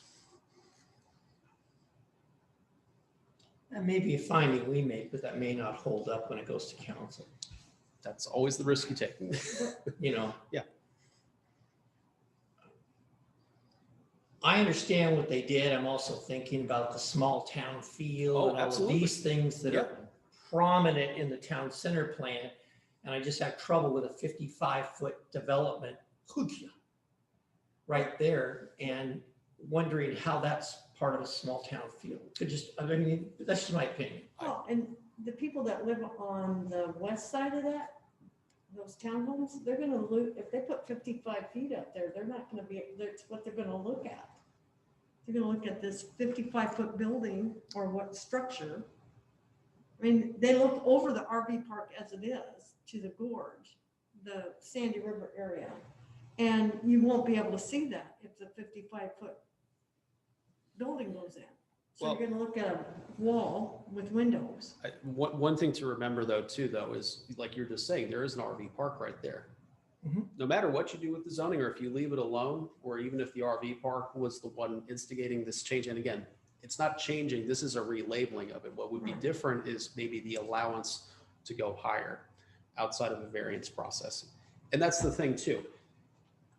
Maybe you handle these one case situations through a variance process as opposed to a allowance in the zoning district. So what we did with MU3, for instance, is we tell development, you can go up to 55 feet and you don't need a variance. You can go up to 75 feet. You'll have to go in front of council to get approved, but you don't need a variance. But if I was downtown right now, let's say, or I was on Stark Street and I bought a commercial property, I bought the Burlingame property. I have a 35-foot height restriction. I could say, I want to build an 18-story tower there. I have to get a variance. Nothing precludes me from right now as a developer coming in and suggesting, hey, I think 18 stories would work great here. They just have to go through a variance process to get it. There's no way in hell, of course, you all would grant that. But the ability to apply always exists. The chance or the comfort level where it could occur, if you're talking about a developer's interest, will be higher if there's some allowance or some measure of approval, even if it's at a higher level, that something could occur. If they see a 35-foot height thing and they know they can only pencil development if it's 45 feet height, you're never going to know if the opportunity exists. So the question, I guess, the values judgment is, does Troutdale even wish to entertain these potential types of requests or thoughts for development proposal that you may not even know exist right now? Right. And really the only way you could know is if you really enable that possibility for an application to occur, because the chances are that you probably won't get them if you have that hard cap. And it's a values judgment, folks. Again, Right. this is And- not a and staff. I was gonna say, of this course, is the not other staff thing is, advising it's- you here. As I told the council, you got to be careful what you wish for. Yeah. Because you just don't know what you're going to get. I mean, if I owned the Kaiser property and I had an RV park there and I could put up 4 stories of apartments, I would probably do it. If you had a buyer or if you were going to do it yourself. Right. But also, when we originally let the RV park in there, it was supposed to be 6 months and it's supposed to be, but it became a residential. And they couldn't even repair the bridge, let alone, so they have a second exit out on private property. So I don't see a 55-foot building even going in because it's just not accessible. It's never going to be accessible. Unless they put in a multi-million-dollar bridge in there, that's more than 1 lane. Wouldn't they take access though from across Glen Park? Because they do have that They access. could, but it's still. There'd be a lot of something to- traffic through Yeah, there. I'm not disputing that. on a I'm blind just saying corner. that there is an existing access there on Yeah. that point. Yeah. I guess, can we, just to make sure I have an accounting of the issues apart from the height. If we can set aside the height for just a minute. Because I know that's going to be the nuclear issue no matter what might be contemplated. Is the concept of looking at those properties that are bold, and again, some of them are at the request of property owners for their contemplation to consider it. Do we see any particular or potential heartburn for a rezoning of these properties if requested by development or by property owners? I know, This is Rich. go ahead. So that I'm clear, whether we're talking CBD or MU1, what's allowed there is not changing in what you're talking about now. Same for MOH and MU2. When I'm looking at that list of what's allowed, that's not changing. That really wouldn't change. However, if you recall, when we went through earlier this spring, we had a use table. And one of the things we wanted to make sure when we created the MU3, where the Confluence property is we had definitions of, say, service use, but service use can mean, it can mean auto service, or it could mean personal service, or it could mean, gym, fitness center. It could also mean something maybe less desirable. So we wanted to create that use table to make sure that we were clear on that particular zoning district. If we are going to go through the exercise of renaming the zoning to make it more obvious that it's MU1 or MU2, we would probably need to go through the exercise of looking at that for those 2 zoning districts that were there. But fundamentally, Commissioner Allen, we would not want to upend the basics of it. We want MU1 to remain truly a central business district-like district, one that's more commercially oriented. And Okay, so basically CBD is MU1 and basically MOH is MU2. and MO, And then what you have up here is whether or not we want specific properties to be able to go from MU1 to MU2, Right. A2 to MU2, or NC to MU2. Right. And it would reduce the size of the MU1 district, but it makes it far more obvious that we're talking about the downtown core and not some of the undeveloped properties outside of it. Okay, thanks for the clarification. I know it's pretty complex, but thank you for. Other questions? This counts, Commissioner Wilcox, is that neighborhood commercial you're showing down by Glen Auto Park, is that the only neighborhood commercial in the city? That's right. Actually, I'm sorry. I think TADS has that designation officially on the map, but well, the city doesn't have zoning authority really on that side of the river.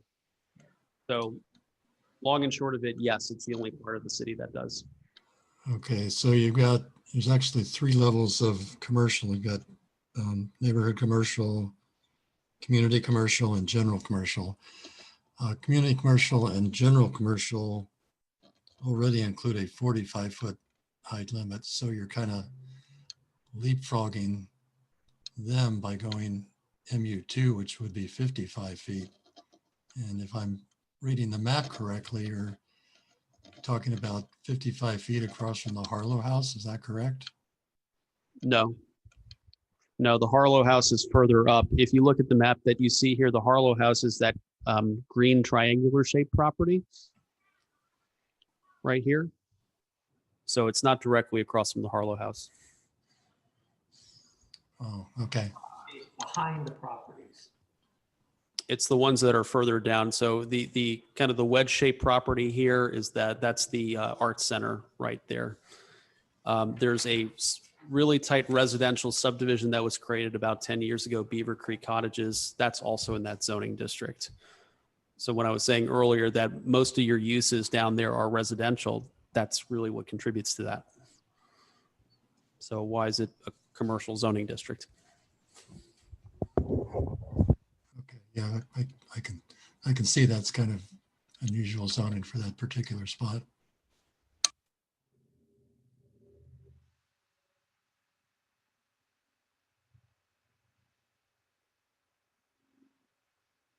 Okay. Anything else, Commissioner Wilcox? I think that's it for now. Thank you.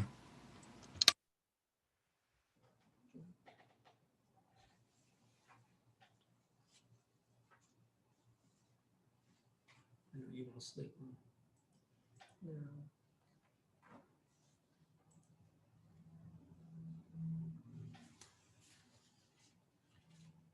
And again, this is not something we have to advance or tonight or anything. This is kind of the resetting of this conversation. We wanted to bring in the neighborhood commercial aspect, which we had not talked about before. And we wanted to bring up the fact that because the town center plan changed from the time you all saw it and the last time we had that conversation, that's why we had to introduce the idea of a higher height potential down at the RV park area, roughly in that area. So what the staff suggestion would be is that you guys take a look at this and think about it a little bit more. What we would do at a future meeting would be to update that use table that we had to show what is existing right now, where maybe the blind spots are, and then we would look at how MU1 and MU2 could be filled in. Once we have that step accomplished, then we would go through with a fine tooth through the existing CBD and MOH zoning districts and see if there's any changes that need to be incorporated in those zoning districts. Some of the work that was done on the Halsey plan could be incorporated intelligently into those zoning districts as well. So that would be the opportune time to do that. We're not going to do that tonight, but that would be for a future meeting, and we would do that. But what we wanted to do is set the table tonight for that conversation to occur and the potential map impacts that it could have. So that's why we wanted to show it to you. We wanted to lead with the pictures first. Okay. This is Commissioner Allen. Go ahead, sir. So just to get some opinions out there, I'm actually not seeing any reason yet not to do the renaming. And then when I look at the property conversions, MU1 to MU2, A2 to MU2, and neighborhood commercial to MU2, and then MU2 to open space. Yes, this, what you're showing here. I'm not seeing any reason not to do that either. I think probably the real concern is the height up to 55 feet. That's all I had. Are you saying at this time you're a proponent of those changes? I would say, yes, I'd be leaning towards proponent because I haven't seen any reason not to. Okay. My reservation is on the increase to 55 feet. That's where I have reservations. Because this does take a lot of uses and move them from conditional to permitted. Well, that's what you would be doing in use table exercises. It gives you a Right. chance to reset that and make sure that you're getting the type of development you want in the certain area. So I was going through the exhibit B that we have. And as to what CBT MU1 changes to MU2, what kind of change that actually occurs.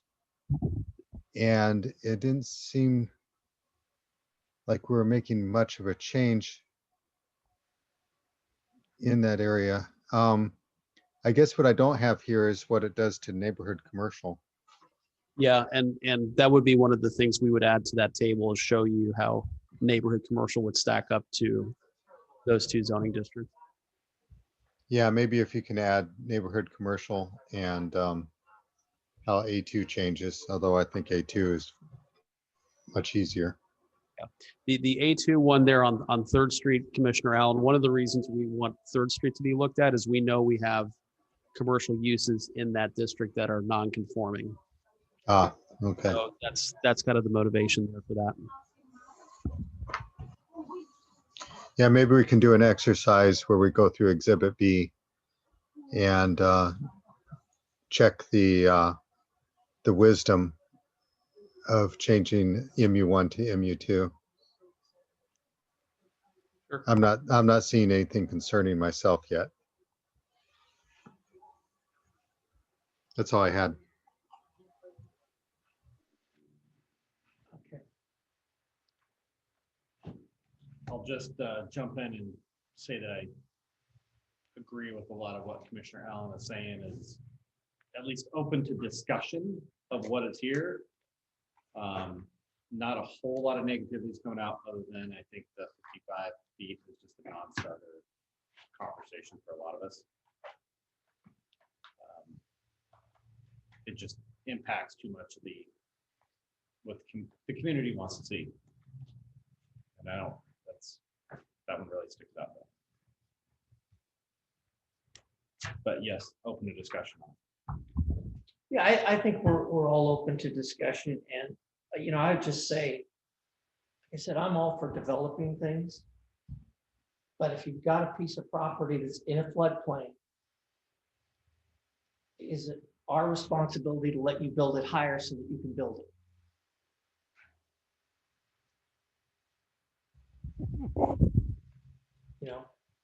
I guess that's kind of a decision that we have to make, is that where we're going? Or is it like, well, you got to figure out a way to make it pencil out, on your own? What is it? And I agree. What is the impact of the city and developmentally, but also what is the impact of the residents there and Right. the feel and the view, and we all love our neighborhood here. Keep it Right. And again, nothing precludes a prospective developer from proposing something above and beyond the prevailing standard. the burden will be on them to argue as to why, and then the burden would be on you through a variance process to determine if they've met that threshold.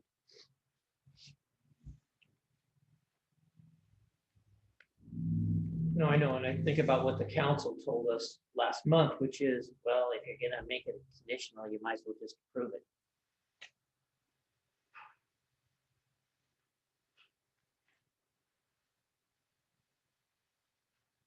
So I just want to keep those things in the back of my mind. So,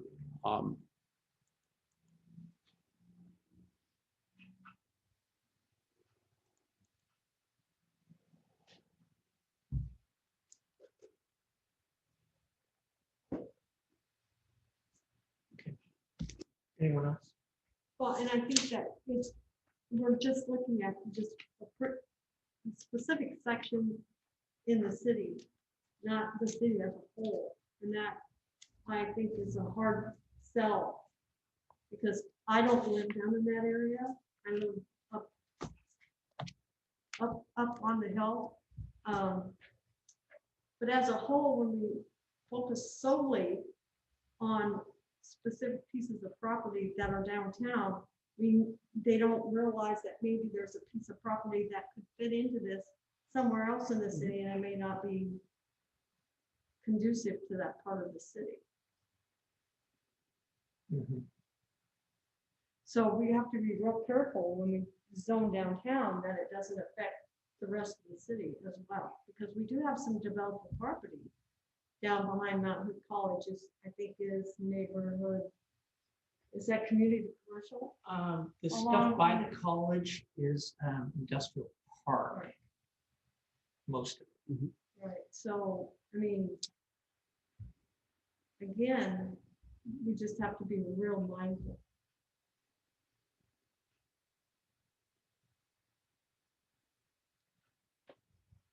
But I'm open to discussion. I'm saying we shouldn't. Well, I don't think anybody's saying that we should discuss it. It's bold. It's a bold idea. But I mean, it's one that again stemmed from the plan. Right. So we Well- had an obligation to bring it to you Right. all for consideration, but again, the plan is not binding, so. But it came from the plan, but the plan got edited, so it'd be good to kind of have all of the parties chime in on, because you have the plan, and the plan didn't have 55 feet down by Glen Auto It did Park. not. The council goes 55 feet by Glen Auto Park. Well, to be clear, the council suggested mixed use possibilities are a preferred land use there. They didn't necessarily subscribe to 55 feet, but in knowing the development challenges that are going to occur in a floodplain affected properties, you almost certainly are going to have to do that to make an opportunity present itself. So again, it's that I want to be very clear. I'm not trying to throw council under the bus by suggesting you must go 55 feet. But the reality is the current rates of development, you cannot pencil it out at 35 feet with the current configuration of the lots you have. And I think that's just something that needs to be out on the table. And I'm not trying to throw anybody under the bus. I just like us all to be on the same bus. That's fine. And that's not to say that you couldn't make a 3-story building work. It just means you probably have to incentivize the hell out of it, or you have a developer who's going to play a very long game and maybe suspect that prices will adjust accordingly one way or the other, or that rents can be, or sales can be commanded at a certain price. Well, and this gets tough because the city can only spend money that it has. Right. And it doesn't have that much.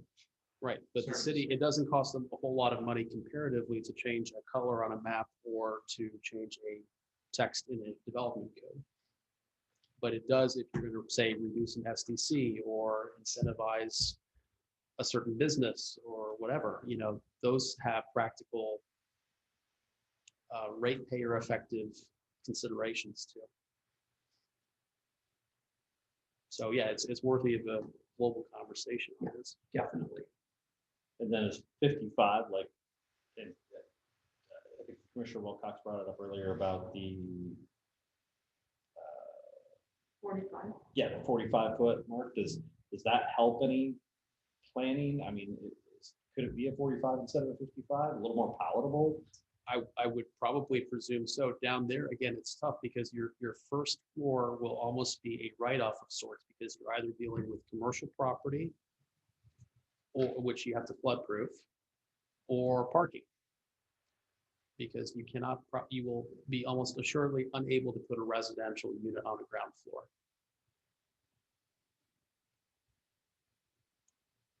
So 45, yeah, I mean, every little bit probably helps, but that's up for a developer to demonstrate that as a challenge to development. We're not qualified as planners to know that. I was just thinking there had to be a reason at a time that we went with 45. Yeah, Within those other zones and then how come we're jumping from 35 to 55? Well, with the, like, in industrial, that was also to accommodate like the FedExes and Amazons of the world, so you could have a larger warehouse. For commercial, kind of a similar idea of rooftop, like larger centers, say a Home Depot. That building is not 45 feet tall, or a Costco wholesale or something like that, where you may have a large format commercial building that may need that height to make it work. That was why those districts got different treatment. But when we're talking about downtown, like the downtown core, we got to keep the small town feel, and that's why it's at 35. Right. And I agree. I think anything over 35 down there anywhere is going to be a stretch. Well, and the one thing about height too is you have just committed your largest redevelopment potential property. You took the city took a significant step in already allowing height allowances up there. So the question may be downwind from a capacity perspective, an opportunity perspective. Maybe that's sufficient for the community, that we put all our height eggs, if you will, in that one property. And then the balance of it can have less pressure to develop otherwise. Well, and I think the city as a whole has to look at, okay, what is getting developed? How bad do I want it? What am I willing to give up to get it? You know, and I think those are questions that really have to be asked and answered before something can be done. Sure. You also have to look at infrastructure too, you know, is the new water treatment plant going to be able to support all this? And do we need to upgrade that? I mean, we just now, you know, I mean, are the residents willing to pay more money to upgrade? Because people that use that are gonna be the ones that are gonna have to pay for the whole thing. It's not gonna be just this development.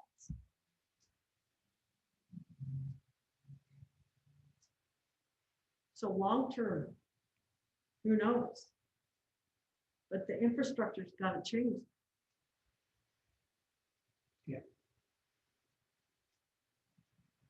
Frankly, that was part of last night's conversation. Yes, it was.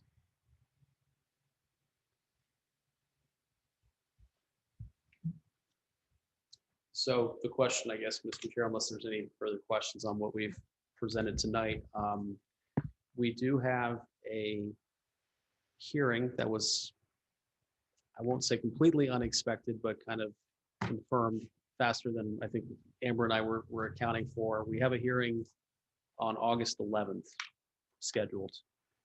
We expect this one to be potentially contentious, so that's probably going to be a single issue meeting or single topic meeting that night. Coming down with some. Yeah. No. Sorry. So the question, I think we put it out in an email to you all, and we wanted to confirm it tonight, if we are able to consider a second meeting sometime, I guess, before your September 8th regular meeting. And I think the dates we offered were August 25th. I think we had offered July, but I think there were a couple of conflicts already for a July meeting date. But staff would propose, I guess, August 25th as a first nibble to see if that's a possibility. And if not that, then potentially, no, actually, that would probably be the preferred one. Going the 11th and the 25th. Right, the 11th would be your hearing. We would pick up this conversation on the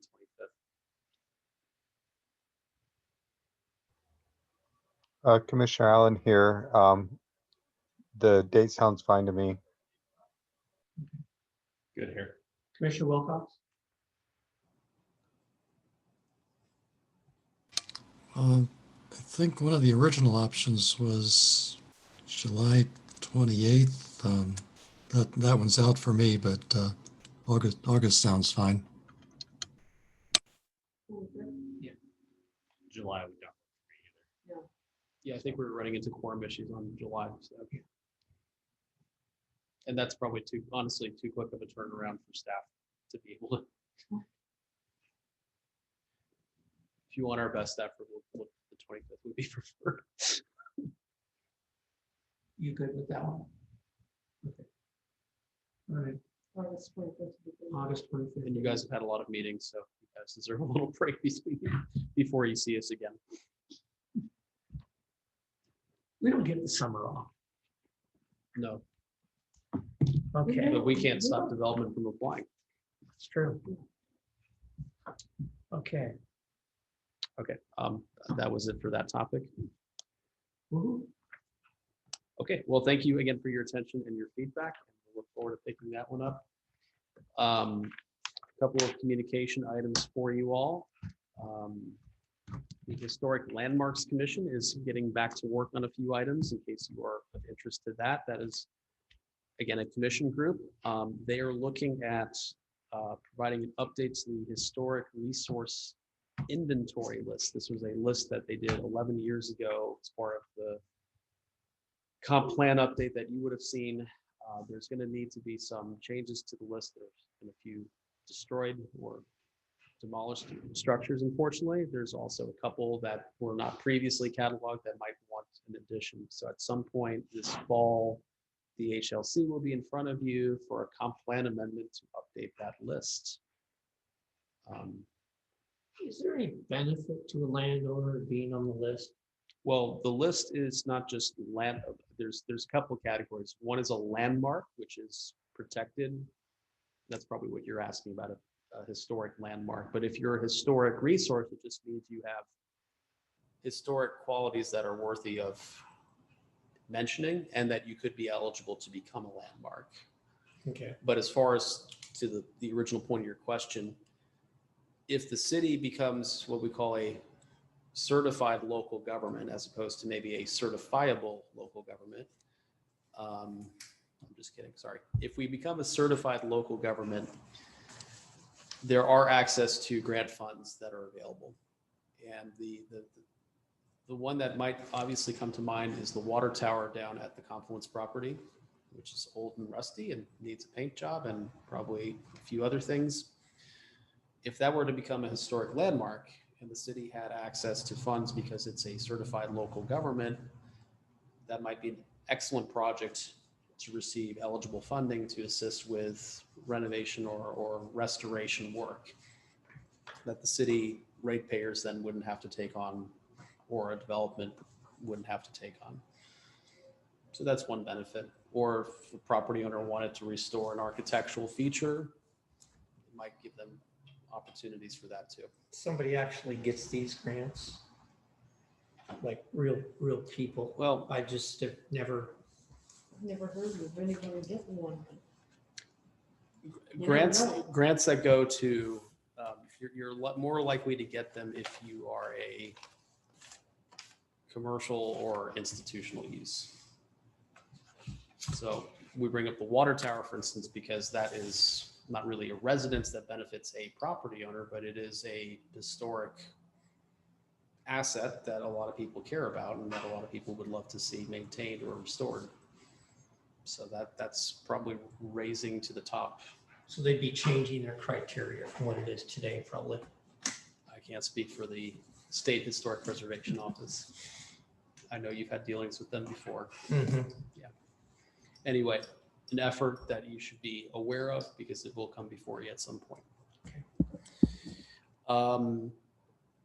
We are also working on a few long-range planning items. We have a parks master plan process that's going to be kicking off. very soon. There's going to be some initial outreach at the First Friday and Movies in the Park events coming up in August. At some point, this group will also have to be involved with that. It may be an invitation to a open house as opposed to a meeting where they come to your meeting to present, but it's going to be something that you all will have to see toward the end of it, but it would be good for you to be a part of it up front. So when further engagement comes from when we have further details on the dates, we'll let you know so you can participate in that. And then Amber has some news, but I want to let Amber talk to you about that. Sure. All right. So this, I feel a little bad after you said how good I did on the findings. So I'm actually going to be attending PSU starting this fall, late September. I'm going back to get my master's degree in community and regional planning.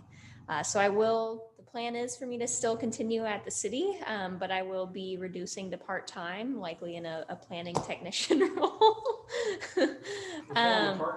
So I'll still be here. I can still, assist the new planners coming in, but the plan is for me to not continue in the assistant planner role following late September. I'm sorry, that doesn't come across as better news.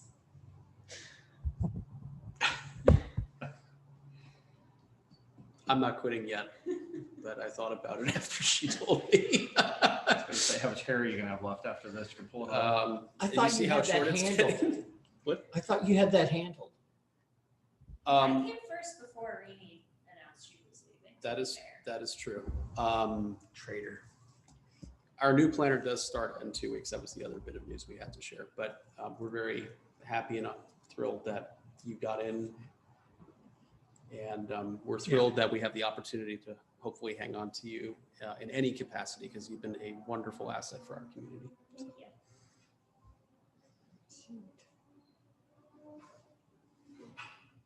Well, congratulations. Thank you. Because the master's program is a hard program. Any Yes. master's program is a hard program. to Yes, get. my advisor told me to expect to not have a life for the next 2 years. So That reminds me of my master's program. yeah, Good for you. thank you. Congratulations. I appreciate it. We'll miss you. I'll still be around. All honestly, We wanna I'll see your- still be doing all the packets. I want to be able to see your puppy's face as she gets older. I'll still be around. She hasn't completely crossed over to the dark side or light side or whatever side she's on. I mean, she didn't go to work for the county, for goodness sake. Oh, thank you for that. She could have gone to work for Anybody. Or the Gorge Commission or something. That would have been worse. So. Yeah. Okay. Any other good news?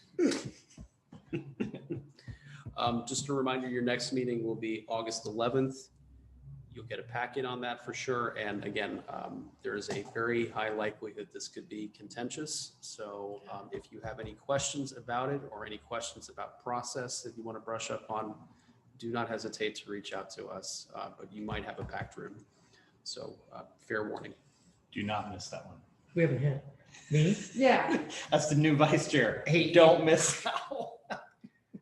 I'm really sorry I missed the last one. Believe me, I would have rather been here than where I was. Oh, yeah. Yep. But I'm glad I'm here. We're glad you're here. You don't want us winning the show. That could be dangerous. Had enough of defibrillators. Other than please come to the First Friday events. They've been a lot of fun, and Movies in the Park. They've also been very fun. We have nothing further. Just one comment on First Friday is you guys have done a tremendous job of injecting adrenaline into that event. It's really gone to the next level. That's nice of you to say. Marley, as most of you know her, deserves most of the credit for that. She also has a great team of city staff and volunteers behind her, so we'll pass that along to her. Do you have any connections with ODOT? I mean, sure. Okay, there's a lot of runners and bicyclists on the historic Columbia River Highway. And if we were to possibly mow down the 3+ feet of grass and blackberries that are encroaching, it could create a substantially safer environment for those individuals Oh, okay. Yes. than what they're experiencing today. Okay. Maybe if they could, get their mower out of the shop or wherever it's at. And maybe, Any particular stretch of the highway, Mr. Chair, or? I only care about the stretch that's in Troutdale. But basically from the bridge to the city limit. Yeah, it's quite unsafe. Okay. We will ask them to help out. We also know on that topic, that 257th is also in rough shape right now. Oh, yeah. We're trying to work on some ideas for that, but we're acknowledging that issue too. With the mowing. You can't even tell there's a sidewalk half the time. Yeah. Yeah, when COVID hit, the county crews that would maintain it, whether they were staff or prison crews, have not been working during this time. I talked to the county today about mowing on 257th, and they said they had no idea. So it'd be great if you could maybe lean on those folks. We're talking about even some local or contracted solutions in the meantime, so. Well, yeah, and also the fact that a car or something could start a fire and would be Oh, yeah. enough. Yeah. Oh, yeah. And since they have 238 shut down, all the extra traffic doesn't help that either. Nope. And I know I take Fairview Parkway into work from my direction, and Fairview Parkway is as bad too. So Yeah, I hate to say it's not just a Troutdale problem, but it's still a it's a problem. regional problem. Yeah. Yeah. Hopefully they make it better and not have to redo this again, because this is like the 4th time it's been shut down. Totally, Maybe Metro could pass a mowing bond or something. yeah. Sorry.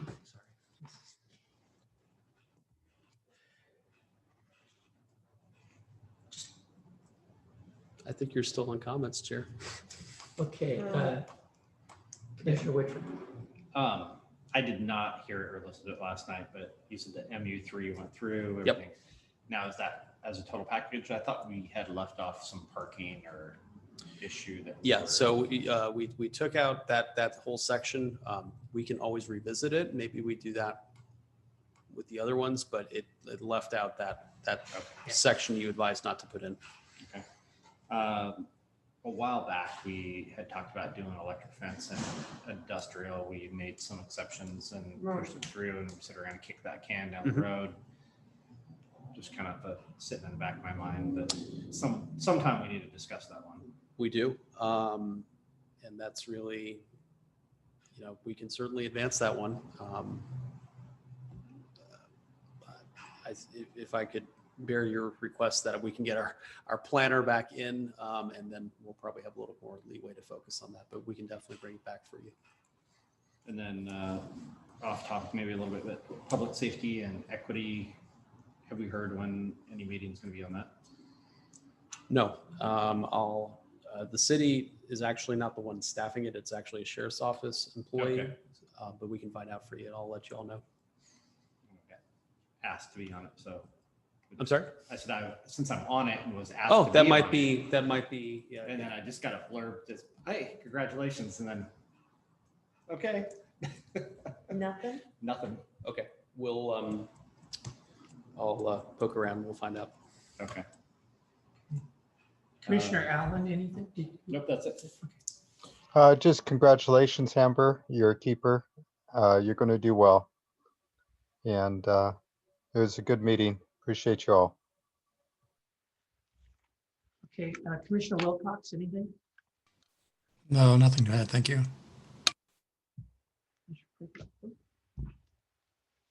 Okay, with that, congratulations, Amber. As it grits his teeth. You're awesome. I think you've done a great job, and I'm glad that we can hang on to you in any capacity because I think it's a benefit to the city. Absolutely. So with that, I'd like to thank everyone for their time this evening and take a motion to adjourn. I move that we adjourn the meeting. I will second that. Okay, we have a motion second to adjourn. All those in favor signify by saying aye. Bye. We are adjourned. Thank you. Good night. Night. Yo, you.